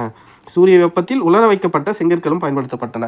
பாருங்கள், சுட்ட செங்கற்கள், ஒரு செங்கல் மணலால் செய்யப்படுற அந்த செங்கலில் சுட்டு யூஸ் பண்ணியிருக்காங்க, அப்படியே சூரிய ஒளியில் காய வச்சும் யூஸ் பண்ணியிருக்காங்க. பெரும்பாலான செங்கற்கள் சீரான அளவுகளுடையதாக இருந்தன. ஸ்பெசிஃபிக்காக இந்த ஷேப்னா இத்தனை சென்டிமீட்டர்னா இத்தனை சென்டிமீட்டர் தான் அப்படின்ற கணக்கு மாதிரி கரெக்டாக எல்லாமே ஒரே ஷேப்பில் இருக்கிற மாதிரியும் செங்கற்கள் கரெக்டாக அதே அளவில் இருந்திருக்கு எல்லா செங்கற்களும். அரண்மனைகளோ ஆனால் ஒரு டிஸ்க்ளைமர், இவங்க இந்த தெய்வத்தை தான் வழிபட்டாங்க, சிவனை தான் வழிபட்டாங்க, அல்லது கிறிஸ்டியானிட்டி ஃபாலோ பண்ணாங்க, முஸ்லீம்ஸை ஃபாலோ பண்ணாங்கன்னா இந்த மாதிரி எந்த கடவுளோ இந்து மதத்திலே எடுத்துக்கிட்டாலும் சிவனை வழிபட்டாங்க, விஷ்ணு வழிபட்டாங்க, இந்த மாதிரி எந்த வழிபாட்டை பற்றியும் இந்த சிந்துவெளி நாகரிகத்தில் இப்போ வரல ஒரு ப்ரூஃப் கூட கிடைக்கல. ஓகேங்களா, எந்த மதத்தை பற்றியும் இந்த சிந்துவெளி நாகரிகத்தில் ஒரு குறிப்பும் கிடைக்கல. அரண்மனைகளோ வழிபாட்டு தலங்களோ கோவில்கள் கூட கிடைக்கல. ஓகேங்களா, இந்த மாதிரி கோவில் இருந்ததுக்கான சான்று கூட எதுவுமே கிடைக்கல. அப்போது அரண்மனைகளும் இல்லை, நல்லா யோசிச்சுக்கோங்க. ராஜான்னு ஒருத்தர் இருந்தாரானே தெரியல, அரண்மனைகளும் இல்லை, அதே மாதிரி வழிபாட்டு தலங்களும் எதுவுமே இல்லை. இதற்கான தீர்மானிக்கக்கூடிய சான்றுகள் எதுவுமே இன்னமும் கிடைக்கவில்லை. ஓகேங்களா, அடுத்ததா கட்டங்கள் கட்டுவதற்கு ஏன் செங்கற்கள் பயன்படுத்தப்பட்டுங்க, கட்டடங்கள் கட்டுவதற்கு ஏன் செங்கற்களை பயன்படுத்துகிறோம், அது எல்லாருக்கும் தெரிஞ்ச விஷயம் தான். அதை தான் இந்த பாக்ஸில் கொடுத்துருக்காங்க. ஓகேங்களா, அடுத்ததாக கழிவுநீர் அமைப்பை பற்றி பார்க்க போகிறோம். ஓகேங்களா, ஆல்ரெடி நம்ம சொன்னது தான், ஏறத்தாழ எல்லா நகரங்களிலும் மூடப்பட்ட கழிவுநீர் வடிகால் அமைப்பு இருந்தது. பாருங்கள், மூடப்பட்ட நார்மலான வடிகால் அமைப்பு இல்லை, மூடப்பட்டு அந்த தண்ணி போகிற பாதையும் மூடி வச்சிருக்கிறாங்க. ஓகேங்களா, வடிகால்கள் செங்கற்களை கொண்டும் கல் தட்டைகளை கொண்டும் மூடப்பட்டிருந்தன. அப்போ தண்ணி போகிற வழியே மூடி வச்சிருக்காங்கன்னா அந்த நகரம் எப்படி இருந்திருக்கும் யோசிச்சு பாருங்கள். எல்லாம் இப்போது இதுக்கான சான்றுகள் இருக்குது. ஓகேங்களா, நீங்கள் பாகிஸ்தானில் போயிட்டு இதுக்கான இடத்துக்கு போனீங்கன்னா இந்த எல்லாத்தையும் உங்களால் இப்போவும் பார்க்க முடியும். ஓகேங்களா, அடுத்ததாக வடிகால் கழிவு நீர் தேங்காமல் செல்ல வசதியாக லைட்டாக ஸ்லோப்பாக ஓகேங்களா மென்சரிவை கொண்டிருந்தது. கழிவுப் பொருட்களை அப்புறப்படுத்துவதற்கான துளைகளும் சரியான இடைவெளிகளில் அமைக்கப்பட்டிருந்தன. அப்போ பாருங்கள் எப்படி வாழ்ந்திருக்காங்க அந்த காலத்திலேன்னு. வீட்டில் இருந்த கழிவுநீர் பல தெருக்களில் கீழ் அமைக்கப்பட்டிருந்த குழாய்கள் மூலமாக முக்கிய வடிகால்களை சென்றடையுமாறு அமைக்கப்பட்டிருந்தது. ஒவ்வொரு வீட்டிலும் திடக்கழிவுகளை தேக்குவதற்கான குழிகள் இருந்தன. அவை திடக்கழிவுகளை தேக்கி கழிவு நீரை மட்டும் வெளியேற்றின. ஓகேங்களா, திடக்கழிவுகளை அவங்களே தேக்கி வச்சுக்கிட்டு நீரை மட்டும் கழிவு நீரை மட்டும் ஒரு இடத்துக்கு போய் சென்று சேர்ற மாதிரி வடிவமைச்சிருக்காங்க. அப்போ பாருங்கள், ஒரு கழிவு நீர் அமைப்பு இருக்குது, அது மூடப்பட்டு கற்களாலேயோ அல்லது கற்தட்டைகளாலேயோ மூடப்பட்டு ஸ்லோப்பாக வச்சு தண்ணி ஒரு இடத்துக்கு போய் சேர்ற மாதிரி பண்ணியிருக்காங்க. அது மட்டும் இல்லாமல் திடக்கழிவு அவங்களே தேக்கிக்கிற மாதிரி கழிவு நீரை மட்டும் ஒரு இடத்துக்கு போகிற மாதிரி வச்சுருக்காங்க. அந்த இடமும் ஸ்லோப்பாக இருக்குது. ஓகேங்களா, அப்போ பாருங்கள் எந்த அளவுக்கு அவங்க ஒரு நகர அமைப்பில் இப்போ கூட இருக்குமான்னு தெரியல, நிறைய இடத்துல இந்த மாதிரி ஒரு அமைப்பை இப்போ கூட நம்மளால் பார்க்க முடியாது. 5325 ஆண்டுகளுக்கு முன்னாடி இந்த அளவுக்கு வாழ்ந்திருக்காங்க சிந்துவெளியில் வாழ்ந்த மக்கள், ஹரப்பா நாகரிக மக்கள். அடுத்ததாக பெருங்குளம் மொகஞ்சதாரோ. நீங்கள் நல்லா ஞாபகம் வச்சுக்க வேண்டியது, இந்த பெருங்குளம் எங்கே இருந்ததுன்னு கேள்விகள் அடிக்கடி கேட்பாங்க. இந்த பெருங்குளம் எங்கே இருக்குது? மொகஞ்சதாரோவில் இருக்குது. பெருங்குளம் மொகஞ்சதாரோ மறக்கவே கூடாது. ஓகேங்களா, இந்த பெருங்குளமானது நன்கு அகன்று செவ்வக வடிவத்தில் ஓகேங்களா ரெக்டாங்கிள் ஷேப்பில் அமைந்திருந்த நீர்த்தேக்கம் ஆகும். இது நகரின் நடுவில் அமைக்கப்பட்டுள்ளது.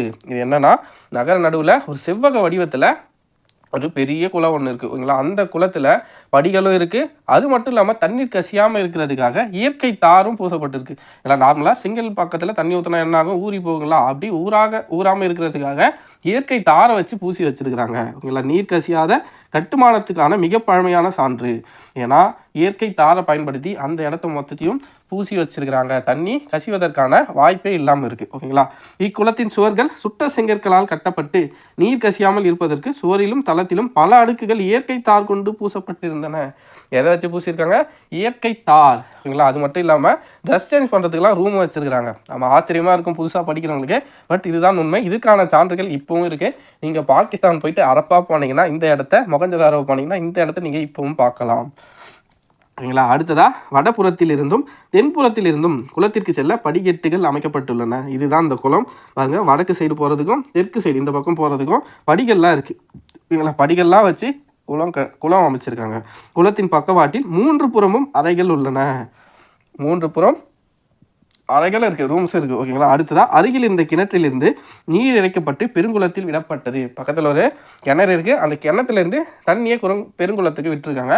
தண்ணீரை வெளியேற்றுறதுக்கும் வழி பண்ணி வச்சுருக்காங்க. ஓகேங்களா, தண்ணி கொஞ்சம் நாளில் கெட்டு போயிடும். அந்த தண்ணியை மாற்றுறதுக்கு என்ன பண்ணுறாங்க, அது வெளியேறதுக்கும் டெக்னாலஜி, அந்த காலத்திலே டெக்னாலஜி கண்டுபிடிச்சி வச்சுருக்காங்க.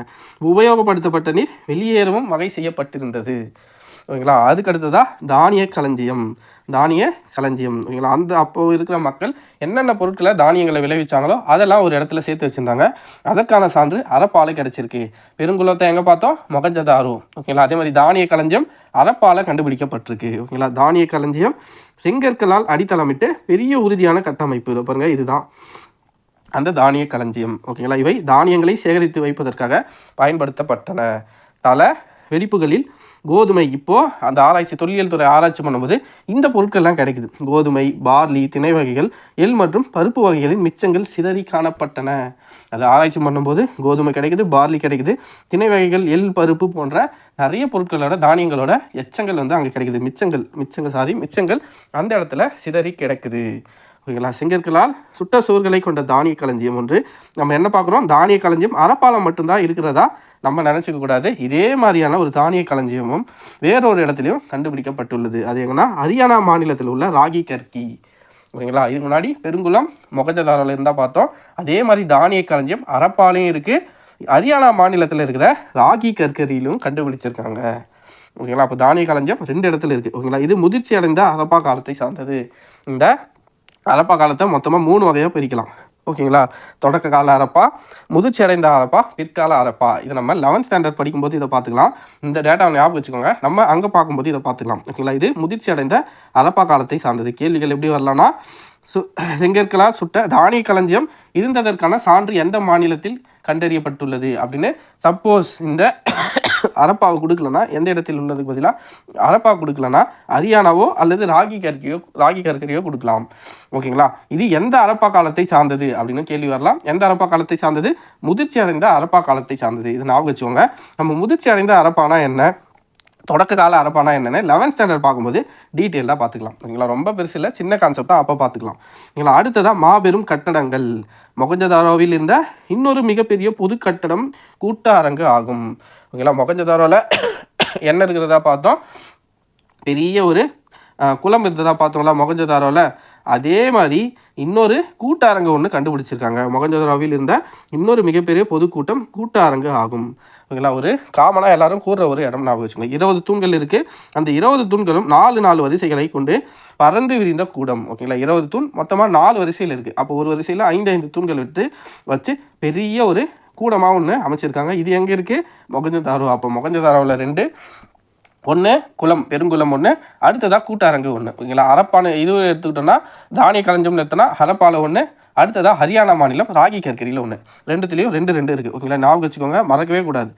அடுத்ததாக வணிகம் மற்றும் போக்குவரத்து. ஓகேங்களா, வணிகம். அப்போது இவங்க இவ்வளோ பொருட்கள், இவ்வளோ நகர நாகரிகத்தில் இருந்ததுக்கான இவ்வளோ சான்றுகள் கிடச்சிருக்கு. வணிக சான்று மட்டும் கிடைக்காம இருக்குமா? அதுக்கான சான்றுகளும் கிடச்சிருக்கு. ஹரப்பா மக்கள் பெரும் வணிகர்களாக இருந்தனர். சாதாரண வணிகர்களாக இல்லை, பெரும் வணிகர்களாக இருந்தனர். தரப்படுத்தப்பட்ட எடைகள், இதுக்கு முன்னாடி நம்ம பார்த்தோம். தரப்படுத்தப்பட்ட எடைகள் வச்சுருக்காங்க, அளவைகள் வச்சுருக்காங்க, அவர்களால் பயன்படுத்தப்பட்டன.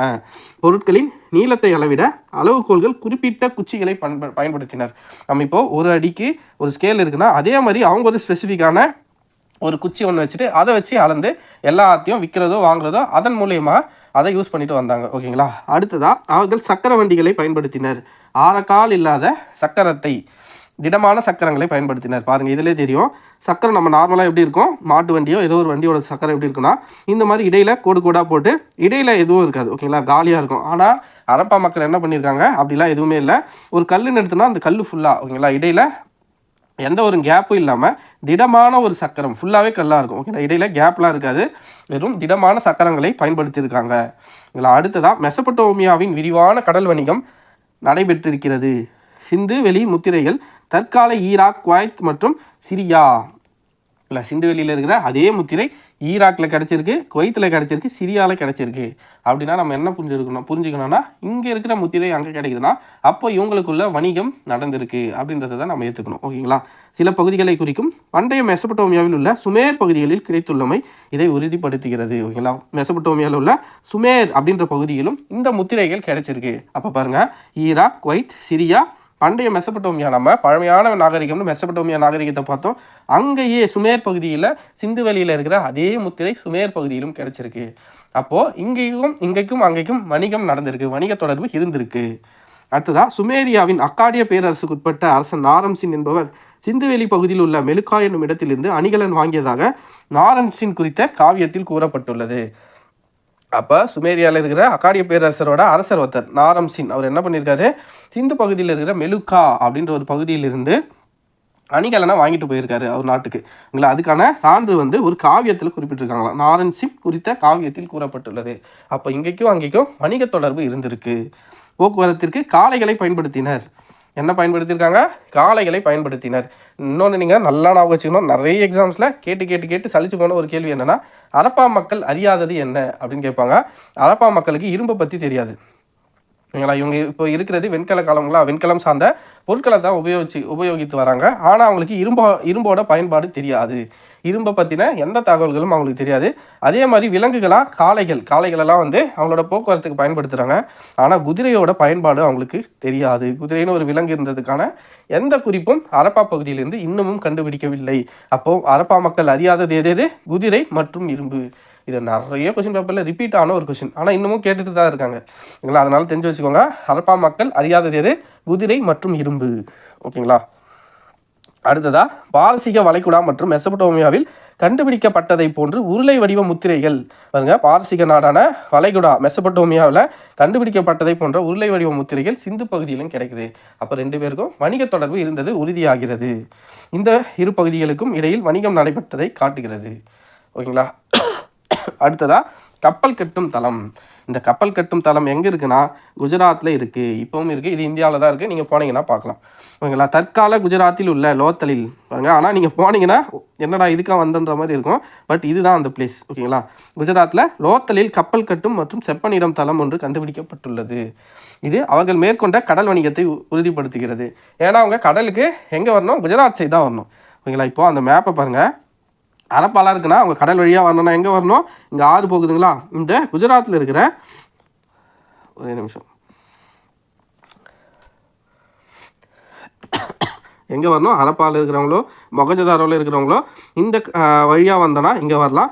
அப்படி இல்லைனா வணிகம் எது வழியாக நடந்திருக்குன்னா இந்த வழியாக. ஓகேங்களா. இது ஒரு வழி வருதுங்களா, இந்த வழியாக லோத்தல் வழியாக, குஜராத் இருக்கிற லோத்தல் வழியாக அவங்களோட வணிகம் நடந்திருக்கலாம். இந்த லோத்தலில் தான் கப்பல் கட்டும் தளம் இருக்குது. ஓகேங்களா. இப்போவும் இருக்குது, நீங்கள் போனீங்கன்னா குஜராத்தில் இப்போவும் பார்க்கலாம்.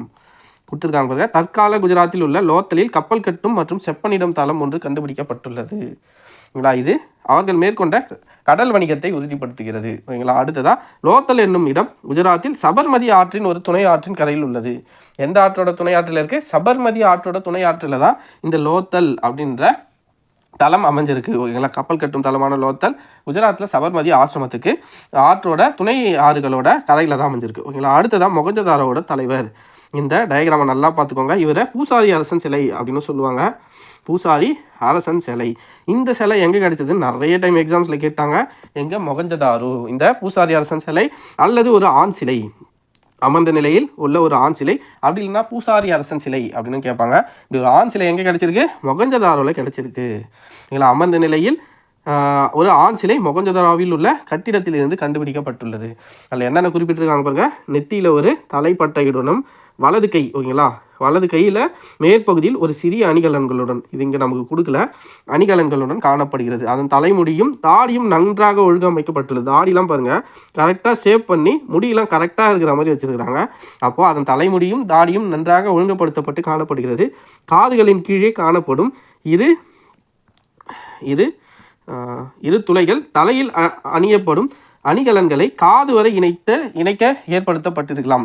காதில் ஓல் இருக்குங்களா, அந்த துளை மூலயமா என்ன பண்ணுறாங்கன்னா தலையில் அணிகிற அணிகலன்களை காது வரைக்கும் எடுத்துகிட்டு வந்து கனெக்ட் பண்ணுற மாதிரி இருந்திருக்கலாம். அப்படிதான் இருந்திருக்குன்னு தெரியல, பட் அப்படி ஒரு அசம்ஷன் ஏற்படுத்தப்பட்டிருக்கலாம். இடது தோல் வந்து பூக்கள் மற்றும் வளையங்கள் வடிவமைப்பில் அலங்கரிக்கப்பட்ட ஒரு மேலங்கியால் மூடப்பட்டுள்ளது. பாருங்கள் இந்த டயக்ராமில் லெஃப்ட்டுங்களா, இது லெஃப்ட் சைடு கைக்கு மேலே இந்த மாதிரி ஒரு டிசைன் செய்யப்பட்ட ஒரு துணியை வந்து இவர் அணிஞ்சிருக்காரு. ஓகேங்களா. பூ வேலைப்பாடுகள், ஓகேங்களா, பூ மாதிரி போட்டிருக்குங்களா, அப்போ பூ வேலைப்பாடுகள் அணிந்த அதுதான் கொடுத்துருப்பாங்க. இடது தோல் பூக்கள் மற்றும் வளையங்களின் வடிவமைப்பில் அலங்கரிக்கப்பட்ட ஒரு மேலங்கியால் மூடப்பட்டுள்ளது. அப்போ இந்த பூசாரி அரசன் சிலை எங்கே கிடைக்குது, மொகஞ்சதாரோவில் கிடைக்குது. அல்லது ஒரு ஆண் சிலை அமர்ந்த நிலையில் உள்ள ஒரு ஆண் சிலை எங்கே கிடைக்குது? மொகஞ்சதாரோவில் கிடைக்குது. இதில் என்னென்ன இருக்குன்னா, நெற்றியில் ஒரு பட்டை இருக்குது.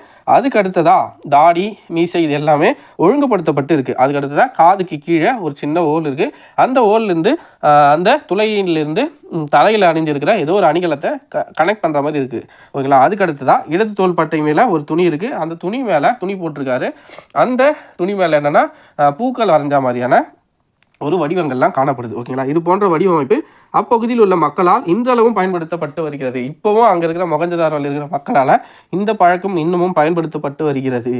அப்போது எவ்வளோ பழமையான பழக்க வழக்கமாக இருக்கும் பாருங்கள். அது 5325 ஆண்டுகள். ஓகேங்களா? இவ்வளோ வருஷம் பழமையான நாகரிகத்தோட ஏதோ ஒரு விஷயத்தை இப்போவும் ஃபாலோ பண்ணிட்டு இருக்கிறாங்களாம். ஓகேங்களா? கொஞ்சம் ஆச்சரியமான விஷயமா தான் இருக்குது. இந்த சிலை எங்கே கிடச்சின்னு கேட்பாங்க. மொகஞ்சதாரோ. ஓகேங்களா? மறக்கவே கூடாது இது. அடுத்ததாக தொழில்நுட்பம். சிந்துவெளி நாகரிக மக்கள் தரப்படுத்தப்பட்ட எடைகள் மற்றும் அளவீடுகளை உருவாக்கினர். குஜராத் மாநிலத்தில் உள்ள லோத்தலில் கண்டுபிடிக்கப்பட்ட தந்தத்திலான அளவுகோல் 1704 மில்லிமீட்டர் வரை சிறிய அளவீடுகளை கொண்டுள்ளது. குஜராத்தில் இப்போ தான் நம்ம பார்த்தோம் கப்பல் கட்டும் தளம் லோத்தலில் ஒன்று கண்டுபிடிச்சாங்கன்னு. அதே இடத்துல 1704 மில்லிமீட்டர். ஓகேங்களா? அவ்வளோ சின்ன சிறிய அளவீடுகளை கொண்ட தந்தத்திலான ஒரு அளவுகோல் ஒன்று கிடச்சிருக்கு. இங்கே 1704 மில்லிமீட்டர், சென்டிமீட்டர் கூட இல்லை, மில்லிமீட்டரான ஒரு அளவுகோல் கிடைச்சிருக்கு. இதன் சமகாலத்திய நாகரிகங்களில் கண்டுபிடிக்கப்பட்ட அளவுகோல் இது. ஓகேங்களா? இதே மாதிரி வேறு சில நாகரிகங்கள் இருக்குங்களா. மெசபடோமியா நாகரிகம், சீன நாகரிகம், எகிப்து நாகரிகம்னு இத்தனை நாகரிகம் இருக்குது. அந்த நாகரிகத்தில் கிடைச்ச பொருட்களை கம்பேர் பண்ணும்போது இதுதான் இருக்கிறதுல சிறிய ஒரு அளவுகோலாக கிடச்சிருக்கு. ஓகேங்களா? கிடைச்ச அளவுகோல்ல இதுதான் கிடைச்சதுல சின்ன அளவுகோல். ஓகேங்களா? கண்டுபிடிக்கப்பட்டதுல இதுதான் மிகச்சிறிய பிரிவு ஆகும்.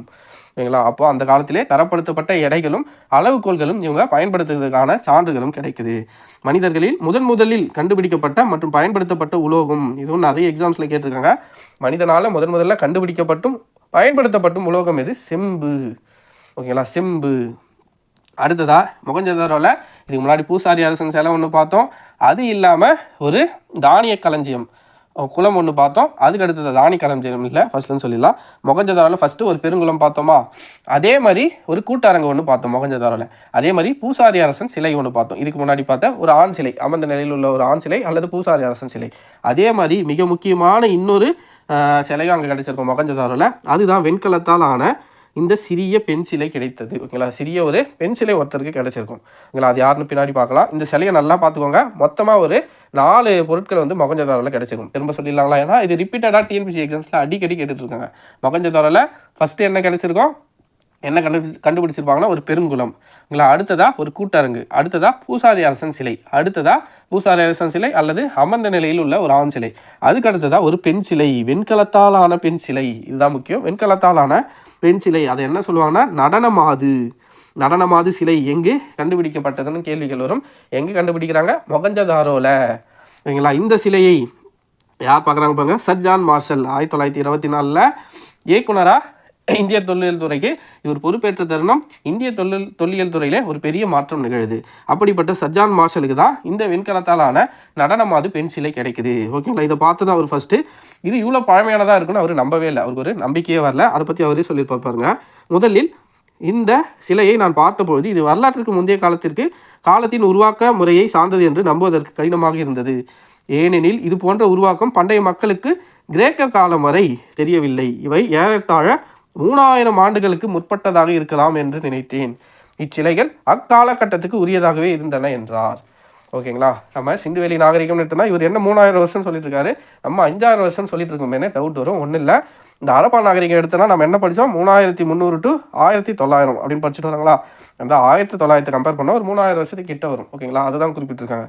ஹரப்பா நாகரிகம் தொடங்கினது 3300 ஆண்டுகள் கிமு. ஓகேங்களா? கிமு 3300 1900 வரலும் இருந்ததா கணக்கிட்டிருக்காங்க. ஓகேங்களா? மொத்தமாக ஒரு 5000 வருஷத்துலேருந்து 3000 வருஷத்துக்குள்ளே அவங்களோட ஏஜ் வரும். ஓகேங்களா? 5325 பார்த்தோங்களா. அதுலேருந்து ஒரு 3000 வருஷத்துக்கு உட்பட்ட பகுதியில் தான் காலகட்டத்தில் தான் இந்த ஹரப்பா மக்கள் வாழ்ந்துட்டு வந்தாங்க. ஓகேங்களா? அடுத்ததாக கேடிவி கொர்க்கை வஞ்சி தொண்டி வளாகம். கேடிவி வளாகம் இது ஒன்றும் இல்லை. பாகிஸ்தானில் இன்றும் கொர்க்கை வஞ்சி தொண்டி மத்ரை உரை கூடல் நகர் என்ற பெயர் கொண்ட இடங்கள் இப்போவும் இருக்குது. ஓகேங்களா, இதெல்லாம் நம்ம தமிழ்நாட்டில் தான் இதெல்லாம் இருக்குது, இந்தியாவில் தான் இதெல்லாம் இருக்குது அப்படின்னு நினச்சிட்டு இருக்கிற நிறைய ஊர் பெயர்கள் இன்னமும் பாகிஸ்தானில் இருக்குது. கொர்க்கை, பூம்புகார் போன்ற சங்க கால நகரங்கள். கொர்க்கை தெரியும், பூம்புகாரும் தெரியும். அப்படிப்பட்ட துறைமுகங்களின் பெயர்களுடன் உள்ள இடங்கள் ஆப்கானிஸ்தானில் கண்டுபிடிச்சிருக்காங்க. பாகிஸ்தானில் மட்டும் இல்லை, சிந்துவெளி நாகரிகத்தோட எல்லைகள் ஆப்கானிஸ்தான் வரைக்கும் நீளுதுன்னு பார்த்தோம். அப்படிப்பட்ட ஆப்கானிஸ்தானிலும் ஆப்கானிஸ்தானில் உள்ள ஆறுகளான காவிரி பாருங்க, இது பார்க்கும்போதே நமக்கு எப்படி தெரியுது, காவிரி ஆறு அது மாதிரி தெரியுதுங்களா, பொருணை, தன்பொருணை, ஓகேங்களா, அந்த நதியை குறிக்குதுங்களா. இந்த மாதிரி நிறைய ஆறுகளோட பெயர்கள் இப்போவும் இன்னமும் பாகிஸ்தான், ஆப்கானிஸ்தானில் நிறைய பெயர்கள் பயன்பாட்டிலே இருக்குது. ஓகேங்களா, ஊர் பெயர்களும் சரி, ஆறுகள் பெயரும் சரி. அதே மாதிரி பாருங்கள், பாகிஸ்தானில் உள்ள ஆறுகளான காவிரி, வாலா, பொருளை ஆகிய பெயர்கள் தமிழ் சொற்களை முழுமையாக பிரதிபலிக்கின்றன. இதெல்லாம் இங்கே இருக்கிற மாதிரியே பாகிஸ்தான்லையும் ஆப்கானிஸ்தான்லையும் இருக்குது. அதை தான் சொல்ல வந்திருக்காங்க. ஓகேங்களா, அடுத்ததா சிந்துவெளி நாகரிகத்தின் மறைந்த பொக்கிஷங்களை பற்றி உங்களுக்கு தெரியுமா, இவ்வளோ விஷயங்கள் நடந்திருக்கு, இதெல்லாம் உங்களுக்கு தெரியுமான்னு கொஸ்டின் கேட்குறாங்க. ஃபஸ்ட்டு பாருங்கள், பழங்கால எழுத்துக்களை படிப்பதன் மூலம் அக்கால நாகரிகத்தை நம்ம அறிந்து கொள்ளலாம். ஆனால் ஓகேங்களா, படிக்கிறது மூலம் நம்ம கூட கல்வெட்டை படித்து இந்த ராஜா இப்படி இருந்தார், இந்த அரசர் இதெல்லாம் பண்ணியிருக்காரு, இவ்வளோ கொடை கொடுத்துருக்காரு, மக்களுக்கு இவ்வளோ பண்ணியிருக்காருன்ற மாதிரி நிறைய விஷயங்களை தெரிஞ்சிருக்கும். ஆனால் சிந்துவெளி நாகரிகத்தில் இருக்கிற எழுத்துக்களை இப்போ வரைக்கும் யாரால் படிக்க முடியலை. ஏன்னா அது வெறும் எழுத்துக்களாக இல்லை, ஓவியங்களாக இருக்கிறது. ஓகேங்களா, அந்த காலத்தில் எழுத்து முறை உருவாகலை, ஓவிய எழுத்துக்கள் தான் இருக்குது. ஓகேங்களா, இப்போ கூட தமிழக முதலமைச்சர் ஒரு பெரிய தொகையை ஒதுக்கியிருக்காரு, பரிசானா தரேன், நீங்கள் சிந்துவெளி நாகரிகத்தில் இருக்கிற எழுத்துக்களை அதுக்கான பொருள் என்னன்னு கண்டுபிடிக்க சொல்லி இப்போ லேட்டஸ்ட் ஒரு 3-4 நாள் ஓகேங்களா, லாஸ்ட் வீக்கில் இந்த ஒரு நியூஸ் வந்துச்சு. அப்படிப்பட்ட சிந்துவெளி நாகரிகத்தோட எழுத்துக்களை இன்னும் யாராலையும் படித்து பொருள் அறிஞ்சிக்க முடியல. ஓகேங்களா, சிந்துவெளி எழுத்துக்களை இன்று வரை நம்மால் புரிந்து கொள்ள முடியவில்லை. ஏன்னா எழுத்துக்களே சித்திர எழுத்துக்கள்னு சொல்லுவாங்க. ஓகேங்களா, அங்கே எழுத்து முறை பெருசாக உருவாகலை, ஏதாச்சும் ஒரு விலங்கினங்கள் மாதிரியோ வேறு ஏதோ ஒரு உருவங்களை தான் வரைஞ்சி வச்சுருக்காங்க. ஓகேங்களா, மக்களின் வாழ்க்கை முறையை அறிவதற்கு வேறு ஏதாவது சான்றுகளை நாம் நோக்க வேண்டி உள்ளது. ஓகேங்களா, கல்வெட்டு சான்று இல்லை, அவங்களோட எழுத்துக்களையும் நம்மளால் படிக்க முடியல. அப்படி இருக்கும்போது எதை வச்சு நம்ம அவங்கள இப்படிலாம் இருந்தாங்கன்னு நம்ம ஒரு வியூகத்துக்கு வரோன்னு பார்த்தோன்னா, பொதுவான பருத்தி ஆடைகள் பயன்பாட்டில் இருந்தன. ஏன்னா பருத்தியால் செய்யப்பட்ட துணிகள் கிடச்சிருக்கும். ஓகேங்களா, அதுக்கடுத்து தான் அங்கே கண்டுபிடிக்கப்பட்ட நூலை வைப்பதற்கான சுழல் அச்சுக்கள் மூலம் அவர்கள் நூற்கவும் செய்தார்கள் என்று தெரிய வருகிறது. அப்போது சுழல் அச்சு இருக்குன்னா அங்கே நூல்களை நூற்றதற்கான நூற்கவும் செய்திருக்கிறார்கள். ஓகேங்களா, நூற்கவும் தெரிஞ்சிருக்கு அவங்களுக்கு. அப்போ சுழல் வச்சிருக்கனால என்ன புரிஞ்சுக்கணும், அங்கே நூற்கவும் செஞ்சுருக்காங்க அப்படின்ற ஒரு முடிவுக்கு நம்ம வரலாம். அடுத்ததாக கம்பளி ஆடைகளும் உபயோகப்படுத்தப்பட்டன. இதெல்லாம் சான்றுகள் கிடச்சிருக்கும், சின்ன சான்றுகள், சின்ன ஒரு துணி கிடச்சிருக்கும். இந்த மாதிரி சான்றுகள்லாம் இங்கே கிடச்சிருக்கு. அதுக்கு அடுத்ததாக அன்பும் அமைதியும். குடியிருப்புகள் தரைமட்டத்திலிருந்து நன்கு உயர்த்தப்பட்ட தளங்களில் கட்டப்பட்டிருந்தன. ஒரு ஹைட்டாக இருக்கிற இடத்துல தான் அவங்களோட குடியிருப்புகளை கட்டியிருக்காங்க. அடுத்ததாக சிந்துவெளி மக்கள் அமைதியான வாழ்க்கையை வாழ்ந்ததாகவே தோணுகிறது. ஏன்னால் அதிகமாக அவங்களுக்கான படைக்கருவிகள், இப்போது அடிக்கடி அங்கே சண்டை நடக்குது, கிளர்ச்சி நடக்குதுன்னா அதுக்கான ஆயுதங்கள் நிறைய இருக்கும் அந்த இடத்துல. ஆனால் அப்படி எந்த ஆயுதங்களும் நிறைய ஆயுதங்கள் எதுவுமே அங்கே கிடைச்சிருக்காது. அதனால் என்ன சொல்கிறாங்க, அமைதியான வாழ்க்கையை தான் மக்கள் வாழ்ந்திருக்காங்க. ஏனென்றால் அவர்களிடம் படை இருந்ததற்கான எந்த ஆதாரமும் இல்லை. மேலும் சில ஆயுதங்கள் மட்டுமே அங்கேருந்து கிடைச்சிருக்கு, நிறைய ஆயுதங்கள் எதுவுமே கிடைக்கல. அங்கே போர் நடந்தாலோ கிளர்ச்சி நடந்தாலோ ஏதாச்சும் சண்டை நடந்தால் தான் அந்த பொருள்களுக்கான உபயோகம் அங்கே இருந்திருக்கும். அப்படி எதுவுமே பொருள் கிடைக்காததால் நம்ம இந்த ஒரு முடிவுக்கு வரும். இன்னொன்று நீங்கள் நல்லா புரிஞ்சுக்கணும், இது எல்லாமே இப்படி இருந்திருக்கும் அப்படின்ற ஒரு முடிவுக்கு தான் நம்ம வரமே தவிர இதுதான் நடந்ததுன்னு கரெக்டாக யாராலையும் சொல்ல முடியாது. ஏன்னா அவங்களோட எழுத்துக்களை இன்றளவும் யாராலையும் படிக்கவே முடியல. ஓகேங்களா, அடுத்ததாக அவர்கள் தங்களின் மேம்பட்ட நிலையை அவர்களுடைய ஆடைகள், விலை மதிப்பற்ற நகைகள் மற்றும் மேம்பட்ட நகர வாழ்க்கை மூலம் வெளிப்படுத்தினர். அப்போது நாங்கள் மேம்பட்டு இருந்தோன்னே எதன் மூலமாக அவங்க வெளிப்படுத்துகிறாங்கன்னா, அவங்க அணிஞ்சிருந்த அணிகலன் மூலமாகவோ அவங்க அணிஞ்சிருந்த உடையின் மூலமாக தான் வெளிப்படுத்தியிருக்காங்க. ஓகேங்களா, அணிகலன்கள் ஆண் பெண் இருபாலரும் விரும்பி அணிகலன் அணிந்திருந்தனர். கொஸ்டின் இப்படியும் வரலாம், சிந்து சமவெளி மக்களில் பெண் மட்டுமே விரும்பி ஆபரணங்களை அணிந்திருக்கின்றனர் அப்படின்னு கேட்டால் அது தவறான விடை. ஏன்னா ஆண் பெண் இருபாலருமே ஆபரணங்களை விரும்பி அணிஞ்சிருக்காங்க. கழுத்தணிகள், கையணிகள், வளையல்கள், மோதிரங்கள், காதணிகள் மற்றும் காலணிகள் ஓகேங்களா முதலியவற்றையும் அணிந்திருந்தனர். தங்கம், வெள்ளி, தங்கம் பாருங்க எந்தெந்த பொருட்கள்னு பாருங்க, தங்கம், வெள்ளி, ஸ்தந்தம், சங்கு, செம்பு, சுடுமண் மற்றும் விலை உயர்ந்த கற்களால் அணிகலன்கள் செய்யப்பட்டிருந்தன. அப்போ அவங்களுக்கு தங்கத்தை பற்றின புரிதல் இருந்து தங்கத்திலையும் அவங்க அணிகலன்கள் செஞ்சுருக்காங்க. தங்கம், வெள்ளி, தந்தம், சங்கு, செம்பு, சுடுமண் மற்றும் விலை உயர்ந்த கற்களாலையும் அணிகலன்கள் செஞ்சுருக்காங்க. நோட் பண்ணி வச்சுக்கோங்க. ஆனால் இவங்களுக்கு இரும்பை பற்றின புரிதல் இருக்காது. இரும்புனா என்னன்னே தெரியாது. அரப்பா மக்கள் அருந்திராத உலோகம் எதுன்னு கேட்டால் இரும்பு. அடுத்ததாக பாருங்க, சின்ன பாக்ஸில் ஒன்று கொடுத்துருக்காங்க பாருங்க. சிந்துவெளி மக்கள் இரும்பு மற்றும் குதிரையை அறிந்திருக்கவில்லை. நம்ம சொன்ன டேட்டா தான். இது நிறைய எக்ஸாம்ஸில் கேட்டிருக்காங்க. இரும்பையும் குதிரையும் பற்றி அவங்க அறிந்திருக்கவில்லை. அடுத்ததாக சிந்துவெளி மக்கள் ஆபரணம் செய்ய சிவப்பு நிற மணிக்கற்களை கார்னிலியன், ஞாபகம் வச்சுக்கோங்க, என்ன மணி? சிவப்பு நிற மணியை கார்னிலியன் அப்படின்ற மணியை அவங்க ஆபரணம் செய்ய பயன்படுத்தி இருக்காங்க. அடுத்ததாக அவர்களை நிர்வகித்தது யார்? இவ்வளோ மக்கள் வாழ்ந்திருக்காங்கன்னா ஒரு தலைவர் இருந்திருக்கணும்ல, அவங்கள அத்தனை பேரை வழி நடத்த யாராச்சும், நிர்வகிக்க யாராச்சும் இருந்திருக்கணும் அப்படின்ற ஒரு முடிவுக்கு எல்லாரும் வராங்க. அதை பற்றி என்ன சொல்கிறாங்கன்னு பார்ப்போம். நகர திட்டமிடலை நிர்வகிக்கவும், வணிகத்தை மேம்படுத்தவும், நகரத்தில் அமைதியை நிலைநாட்டவும், வடிகால் அமைப்பை பராமரிக்கவும் ஒரு அதிகார மையம் இருந்திருக்க வேண்டும் என்று வரலாற்று ஆசிரியர்கள் நம்புகின்றனர். இப்படி யாராச்சும் இருந்திருக்கலாம் அப்படின்னு ஒரு வியூகத்துக்கு தான் வர முடியுதே தவிர நம்மளால் இதுதான் நடந்துச்சு, இப்படி யாராச்சும் இருந்தாங்களா இல்லையான்னு எந்த ஒரு முடிவுக்கும் வர முடியல இன்றளவும். ஓகேங்களா. அடுத்ததாக தொழில். பானை ஓடுகள்லாம் நமக்கு கிடச்சிருக்குதுன்னு பார்க்குறோம். அப்போ அங்கே பானை செய்கிறதுக்கான ஸ்கில்ஸ், அந்த திறமையெல்லாம் அவங்களுக்கு இருந்திருக்கணும். ஓகேங்களா. சிந்துவெளி மக்களின் முதன்மை தொழில் பற்றி எதுவும் தெரியவில்லை. அவங்க இதை தான் செஞ்சாங்க, இதை தான் முதன்மையாக செஞ்சாங்க, விவசாயம் பார்த்தாங்களா அல்லது கைவினை பொருட்கள் செஞ்சாங்களான்னு எந்த ஒரு தகவலும் நமக்கு கிடைக்கல. எனினும் வேளாண்மை, கைவினை பொருட்கள் செய்தல், பானை வனைதல், அணிகலன்கள் செய்தல் போன்றவற்றில் ஈடுபட்டனர் என்று தெரிகிறது. இத்தனை விஷயத்தில் அவங்க ஈடுபட்டாங்கன்னு தெரியுது. அடுத்ததாக அங்கே வர்த்தகர்கள், வணிகர்கள், ஏன்னா நிறைய இடத்துல அவங்களோட முத்திரைகள் கிடச்சிருக்கிறதால அங்கே வணிகம் கண்டிப்பாக நடந்திருக்கும். அதில் வர்த்தகங்கள், வணிகர்கள் மற்றும் கைவினைஞர்களும் அங்கே இருந்ததற்கான ஒரு முடிவுக்கு இருந்தாங்க அப்படின்ற ஒரு முடிவுக்கு நம்ம வரலாம். அடுத்ததாக கால்நடை வளர்ப்பும் அவர்களது தொழிலாக இருந்தது. ஏன்னா காளைகளெல்லாம் வச்சுட்டு இருக்கிறாங்க. ஸோ கால்நடை வளர்ப்பும் அவங்க தொழிலாக செஞ்சுட்டு இருக்காங்க. அவர்கள் சக்கரத்தின் பயனையும் அறிந்திருந்தனர். சக்கரத்தோட பயன் அறிஞ்சிருந்தார்கள். ஆனால் திடமான சக்கரமாக இருந்துச்சு. இடையில கேப் எதுவுமே இல்லாமல் திடமான சக்கரத்தை தான் சிந்துவெளி மக்கள் பயன்படுத்திட்டு வந்தாங்க. அடுத்ததான் மட்பாண்டங்களை சக்கரங்கள் கொண்டு உருவாக்கினர். இப்போவும் இந்த நடைமுறை தான் இருக்குது. இதே சக்கரத்தை வச்சு தான் அவங்க பானைகளை வணைஞ்சிருக்காங்க. அவை தீயில் இடப்பட்டு சுடப்பட்டன. சுட்ட செங்கற்களை எப்படி பயன்படுத்துகிறாங்களோ அதே மாதிரி பானை செஞ்சாலும் அதை சுட்டு இப்போ இருக்கிற அதே நடைமுறையை அப்பவும் பயன்படுத்திட்டு இருக்காங்க. மட்பாண்டங்கள் சிவப்பு வண்ணத்தில் இருந்தன. அதில் கருப்பு வண்ணத்தில் அழகிய வேலைப்பாடுகள் செய்தனர். அப்போது சுடப்பட்ட அந்த பானைகள் எப்படி இருக்குன்னு பார்த்தோன்னா சிவப்பு நிறத்தில் இருந்திருக்கும்.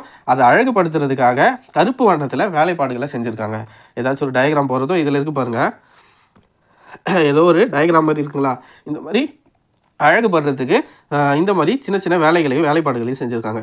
அடுத்ததாக இங்கே கிடைத்த உடைந்த பானை துண்டுகள் விலங்குகளின் உடனும் வடிவேல அமைப்புகளுடன் காணப்படுகின்றன. கிடைத்த ஒரு சில பொருட்கள், ஓகேங்களா, மட்பாண்டத்தில் ஒரு சில பொருட்களில் ஒரு விலங்குகள், நாய் மாதிரியோ அல்லது மற்ற விலங்குகள் மாதிரியும் ஏதோ ஒரு உருவத்தில் மேட்ச் ஆகிற மாதிரி இருக்கும். ஓகேங்களா. பர்ஃபெக்டாக இதுதான் மேட்ச் ஆகுதுன்னு தெரியல, பட் மேட்ச் ஆகிற மாதிரி இருக்குது. அடுத்ததாக சமய நம்பிக்கை. சிந்துவெளி மக்கள் வழிபாடு மற்றும் அவர்களின் மத நடைமுறைகள் பற்றி எந்த ஒரு ஆதாரமும் கிடைக்கல. நம்ம ஆல்ரெடி சொன்னதான், அவங்க எந்த தெய்வத்தை வணங்கினாங்கன்னு எந்த ஒரு சான்றும் இப்போ வரலும் கிடைக்கல. ஓகேங்களா. அங்கே கிடைக்கப்பெறும் பெண்சிலைகள் மூலம் சிந்துவெளி மக்களிடையே தாய் தெய்வ வழிபாடு இருந்திருக்கலாம். என்ன இருந்திருக்கலாம்? அதுவும் ஒரு அசம்சன் தான். தாய் தெய்வ வழிபாடு இருந்திருக்கலாம். எந்த ஒரு கடவுளையோ எந்த ஒரு மதத்தையோ பின்பற்றதுக்கான எந்த சான்றுமே இல்லை.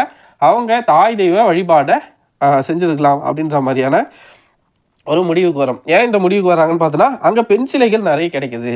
ஓகேங்களா. பெண்கள் சிலை நிறைய கிடைக்கிறதால இவங்க ஒருவேளை தாய் தெய்வ வழிபாடை செஞ்சுருக்கலாம் அப்படின்ற ஒரு முடிவுக்கு வரும். ஓகேங்களா. அடுத்ததாக கலைத்திறன்கள் பாருங்கள், பொம்மைகள்லாம் செஞ்சு வச்சுருக்காங்க. இதெல்லாம் சிந்துவெளி மக்கள் அவங்க பகுதியிலேருந்து கண்டெடுக்கப்பட்ட சிலைகள் தான். ஓகேங்களா. சுடுமண்ணில் செஞ்சுருக்கிறாங்க இந்த பொம்மைகள்லாம்.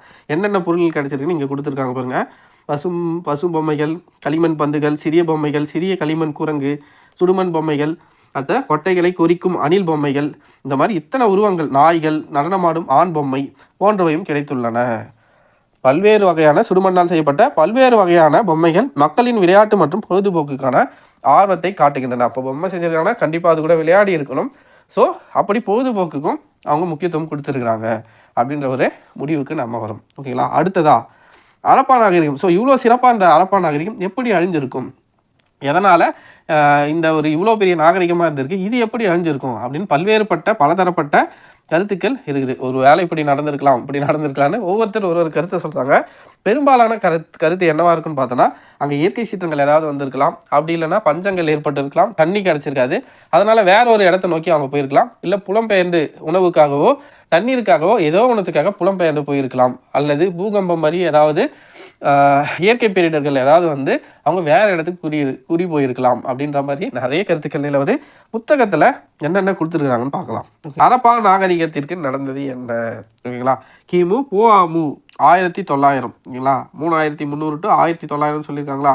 இப்போ இந்த 2025 கூட 1900 ஆட் பண்ணோன்னா 5, 2, 9 3925 ஆண்டுகளுக்கு முன்னாடி ஓகேங்களா? அங்கே என்ன நடந்திருக்கும், எதனால் இந்த நகர நாகரிகம் அழிஞ்சிருக்கும் அப்படின்ற மாதிரி கருத்துக்களை கீழே பார்க்கலாம். ஆண்டுகளுக்கு ஹரப்பா நாகரிகம் சரிய தொடங்கியது ஓகேங்களா? இத்தனை வருஷத்துக்கு முன்னாடி 1900 போகாமல் இப்போ நம்ம போட்டல 3925 வந்துச்சுங்களா?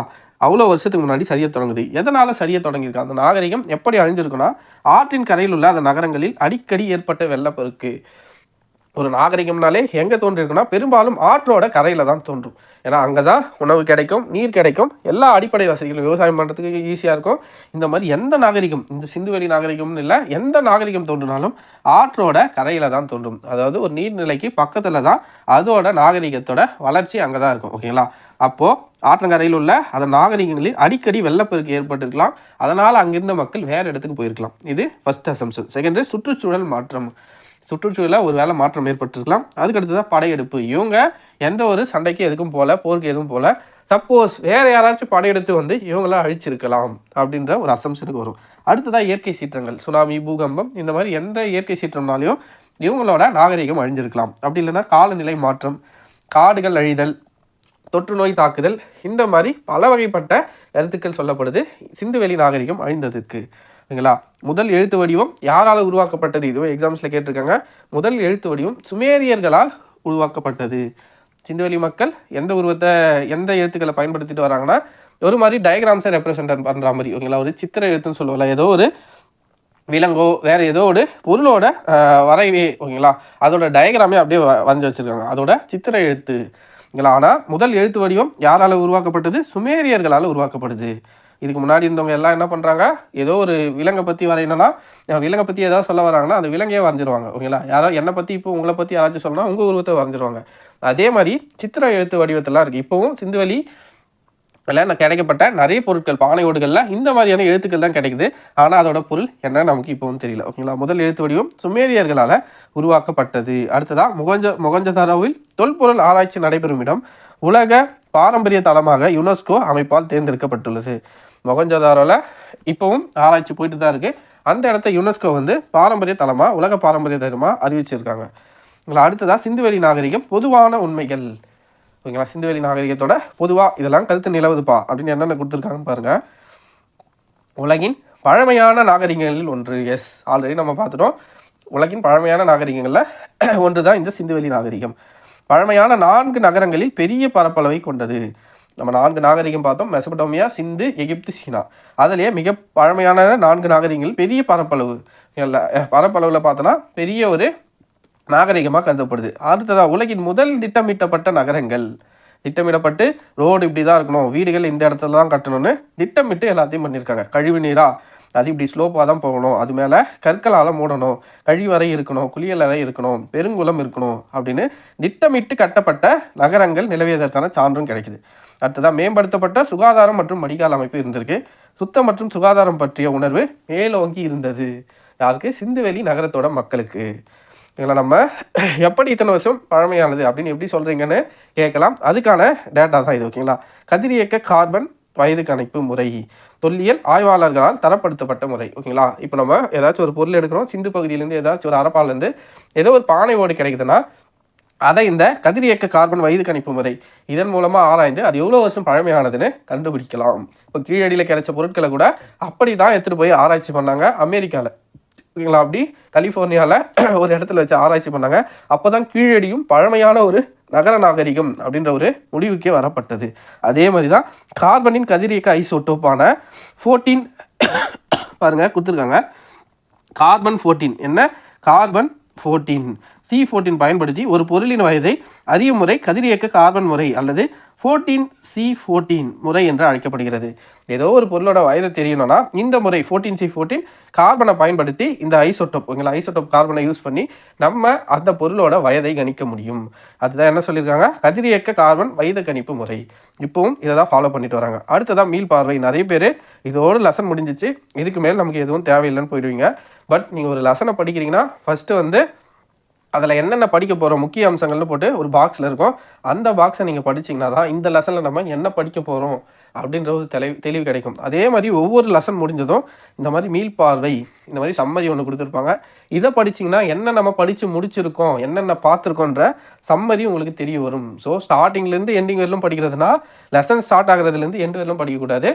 அந்த முக்கிய அம்சங்களும் முன்னாடி ஒரு பாக்ஸ் இருக்கும், அதுலேருந்து இந்த மீள்பார்வை வரைக்கும் நீங்கள் படித்து முடிக்கணும். இதை படித்தாதான் ஒரு லெசன் கம்ப்ளீட் பண்ணதா கணக்கில் எடுத்துக்கொள்ளப்படும். ஓகேங்களா?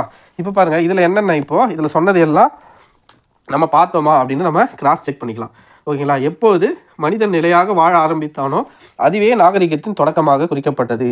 நாகரிகம் வளர ஆற்றங்கரைகள் முக்கிய பங்கு வகித்தன. நம்ம இப்போ தான் பார்த்தோம், எந்த ஒரு நாகரிகமாக இருந்தாலும் ஆற்றங்கரையில் தான் அதோட நாகரிகமே தொடங்கும். ஓகேங்களா? ஹரப்பா நாகரிகம் ஒரு நகர நாகரிகம். அதை தான் பார்த்தோம். நன்கு திட்டமிடப்பட்ட நகரங்களும் சரியான கோணங்களில் ஒன்றையொன்று வெட்டுகின்ற அகலமான சாலைகளும் மூடப்பட்ட வடிகால் வசதிகளும் இருந்தன. அடுத்ததான் மக்களிடையே வியக்கத்தக்க பொறியியல் திறனும் இருந்திருக்கிறது. மொகஞ்சதாரோவில் காணப்படுகின்ற பெருங்குளமே உலகின் முதலில் கட்டப்பட்ட பொதுக்குளம். கேள்வி இப்படியும் வரலாம், உலகின் முதலில் கட்டப்பட்ட பொதுக்குளம் எது, எங்கே அமைக்கப்பட்டுள்ளது? ஹரப்பா, மொகஞ்சதாரோ, காலிபங்கன், லோத்தல். இப்படி 4 ஆப்ஷன் கொடுக்குறாங்கன்னா ஆன்சர் என்ன? மொகஞ்சதாரோ. நம்ம அதனால தான் சொன்னோம் மொகஞ்சதாரோவில் என்னென்ன கிடைச்சிது, ஹரப்பாவில் என்னென்ன கிடைச்சதுன்னு அத்தனை வாட்டி நம்ம சொன்னதுக்கு காரணம் இதுதான். கேள்விகள் இப்படியும் கேட்கலாம். பாருங்கள், இந்த மீள்பார்வையில் ஒரு டேட்டா இருக்குது. ஓகேங்களா? அடுத்ததான் நாகரிகத்தின் பரப்பளவு. நம்ம ஃபர்ஸ்ட்டில் ஒரு டேட்டா பார்த்துருப்போம். ஓகேங்களா? நான் ஒரு பாக்ஸ் போட்டு எழுதியிருப்பேன்.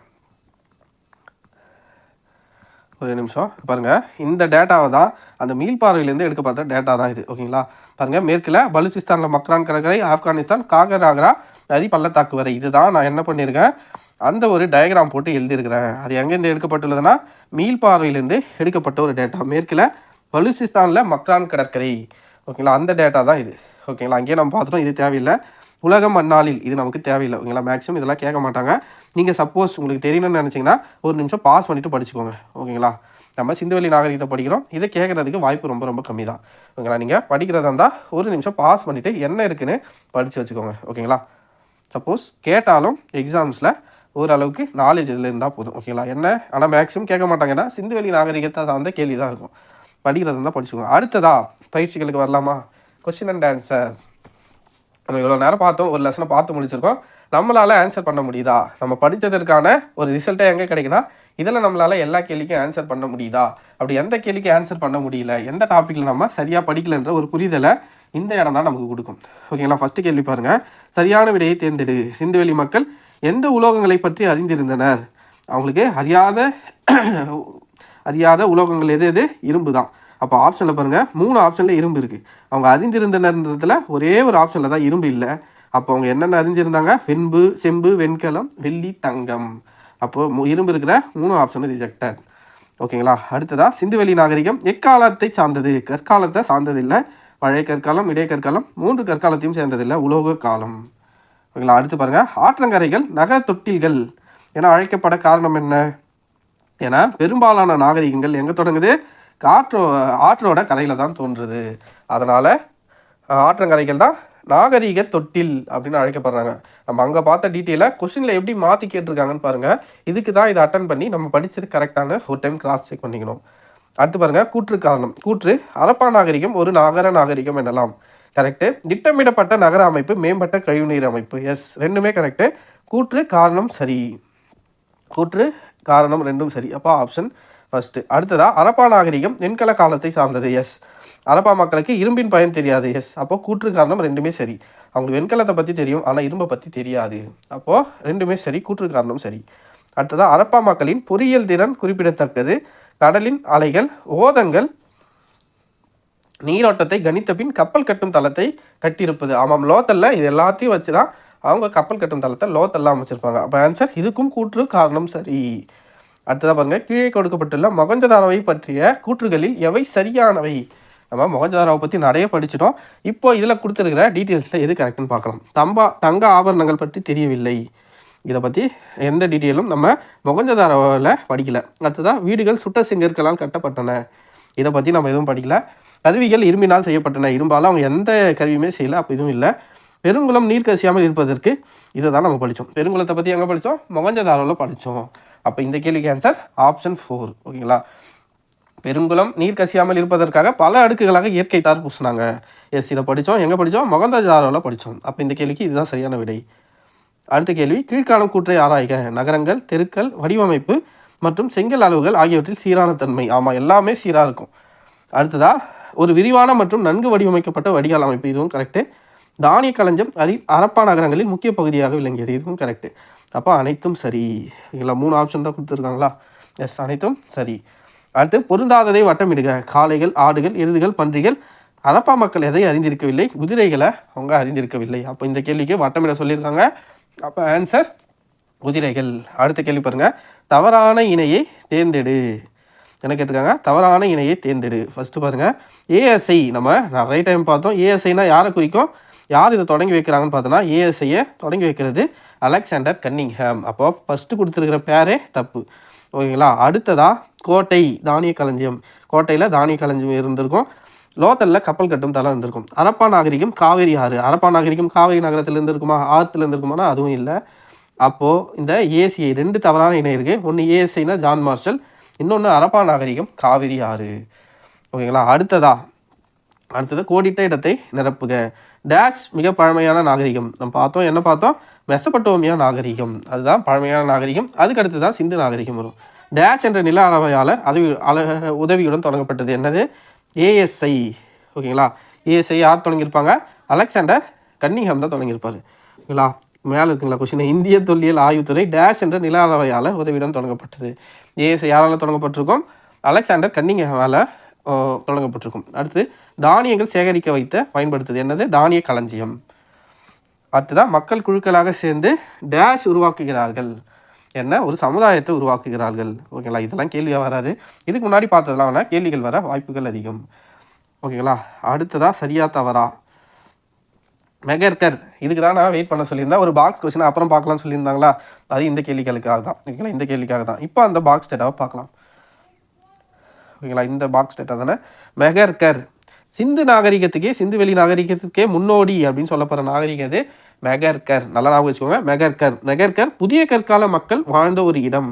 மெகர்கர் யார் வாழ்ந்த இடம்? புதிய கற்கால மனிதர்கள் வாழ்ந்த இடம் தான் இந்த மெகர்கர்.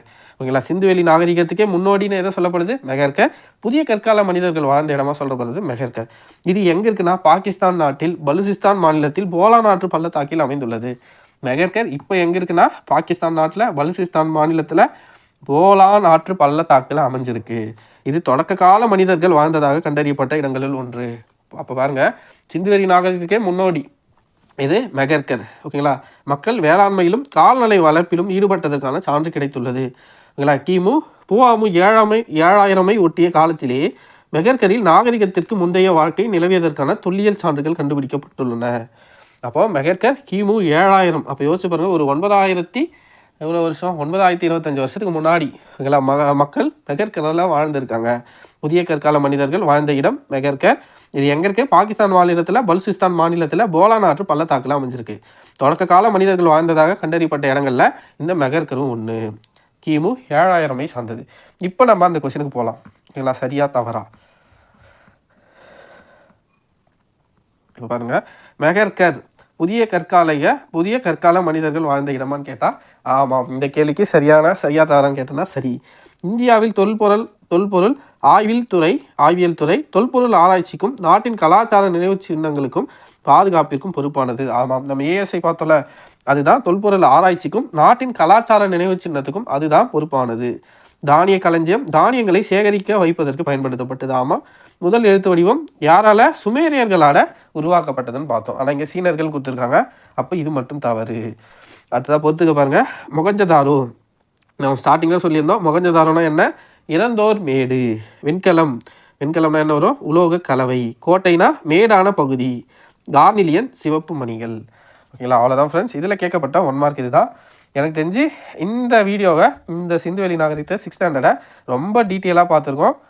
கண்டிப்பாக உங்களுக்கு புரிஞ்சிருக்குன்னு நினைக்கிறேன். அடுத்தடுத்த கிளாஸில் ஹிஸ்ட்ரி இப்போ பார்த்துட்டோங்களா, அடுத்ததாக பாலிட்டி ஐயனம்னு அடுத்தடுத்த கிளாஸில் ஒவ்வொரு சப்ஜெக்ட்ஸாக பார்த்துட்டே வரலாம். ஓகேங்களா. அடுத்ததாக இன்னும் நமக்கு சிந்துவெளி நாகரிகத்தை எடுத்தோம்னா 9th ஸ்டாண்டர்ட் 11th ஸ்டாண்டர்ட் இருக்குது. 9th ஸ்டாண்டர்டில் டேட்டா கம்மியாக தான் இருக்கும். ஓகேங்களா. இவ்வளோ லாங்காலாம் வீடியோ வராது, சின்னதாகவே முடிஞ்சிடும். 9th ஸ்டாண்டர்ட் 11th ஸ்டாண்டர்ட் மட்டும் கொஞ்சம் டீட்டெயிலாக கொடுத்துருப்பாங்க, அதை பார்க்கலாம். ஓகேங்களா. மேக்ஸிமம் இதிலே அந்த 9th 11th கம்பைன் பண்ணி யார் யார் வந்தாங்கன்றதை பார்த்ததால, ஓகேங்களா, இந்த சார்லஸ் மேசன் எப்போ வந்தார், ஏஎஸ்ஐ எப்போ தொடங்கினாங்க, இந்த மாதிரி நிறைய டீட்டெயில்ஸ் இதிலே பார்த்துட்டோம். அதனால் அதில் நம்ம கொஞ்சம் அப்டேட்டை மட்டும் பார்த்தாலே சிந்துவெளி நாகரிகம் முடிஞ்சிடும். ஆனால் நம்ம இருக்கிற புக் சோர்ஸ் மட்டும் பார்த்தாது, இது இல்லாமல் கொஞ்சம் இன்டர்நெட்லேயும் தேடி கடைசியில் கொஞ்சம் சோர்ஸ் தான் பார்க்கலாம். ஓகேங்களா. இது இல்லாமல் நிறைய பேர் வந்து ஆராய்ச்சி பண்ணியிருப்பாங்க, அதை சார்ந்த கேள்விகளும் டிஎன்பிசியில் கேட்குறாங்க. ஓகேங்களா. ஒரு 10-12 பேர் இருப்பாங்க. அந்த டீட்டெயிலும் நம்ம லாஸ்ட்டில் பார்த்து இந்த சிந்துவெளி நாகரிகத்தை கம்ப்ளீட்டாக முடிச்சிடலாம். ஓகேங்களா. அவ்வளோதான் ஃப்ரெண்ட்ஸ். இந்த வீடியோ சார்ந்த கருத்துக்கள் ஏதாவது இருந்தால் கீழே கமெண்ட்டில் சொல்லுங்கள்.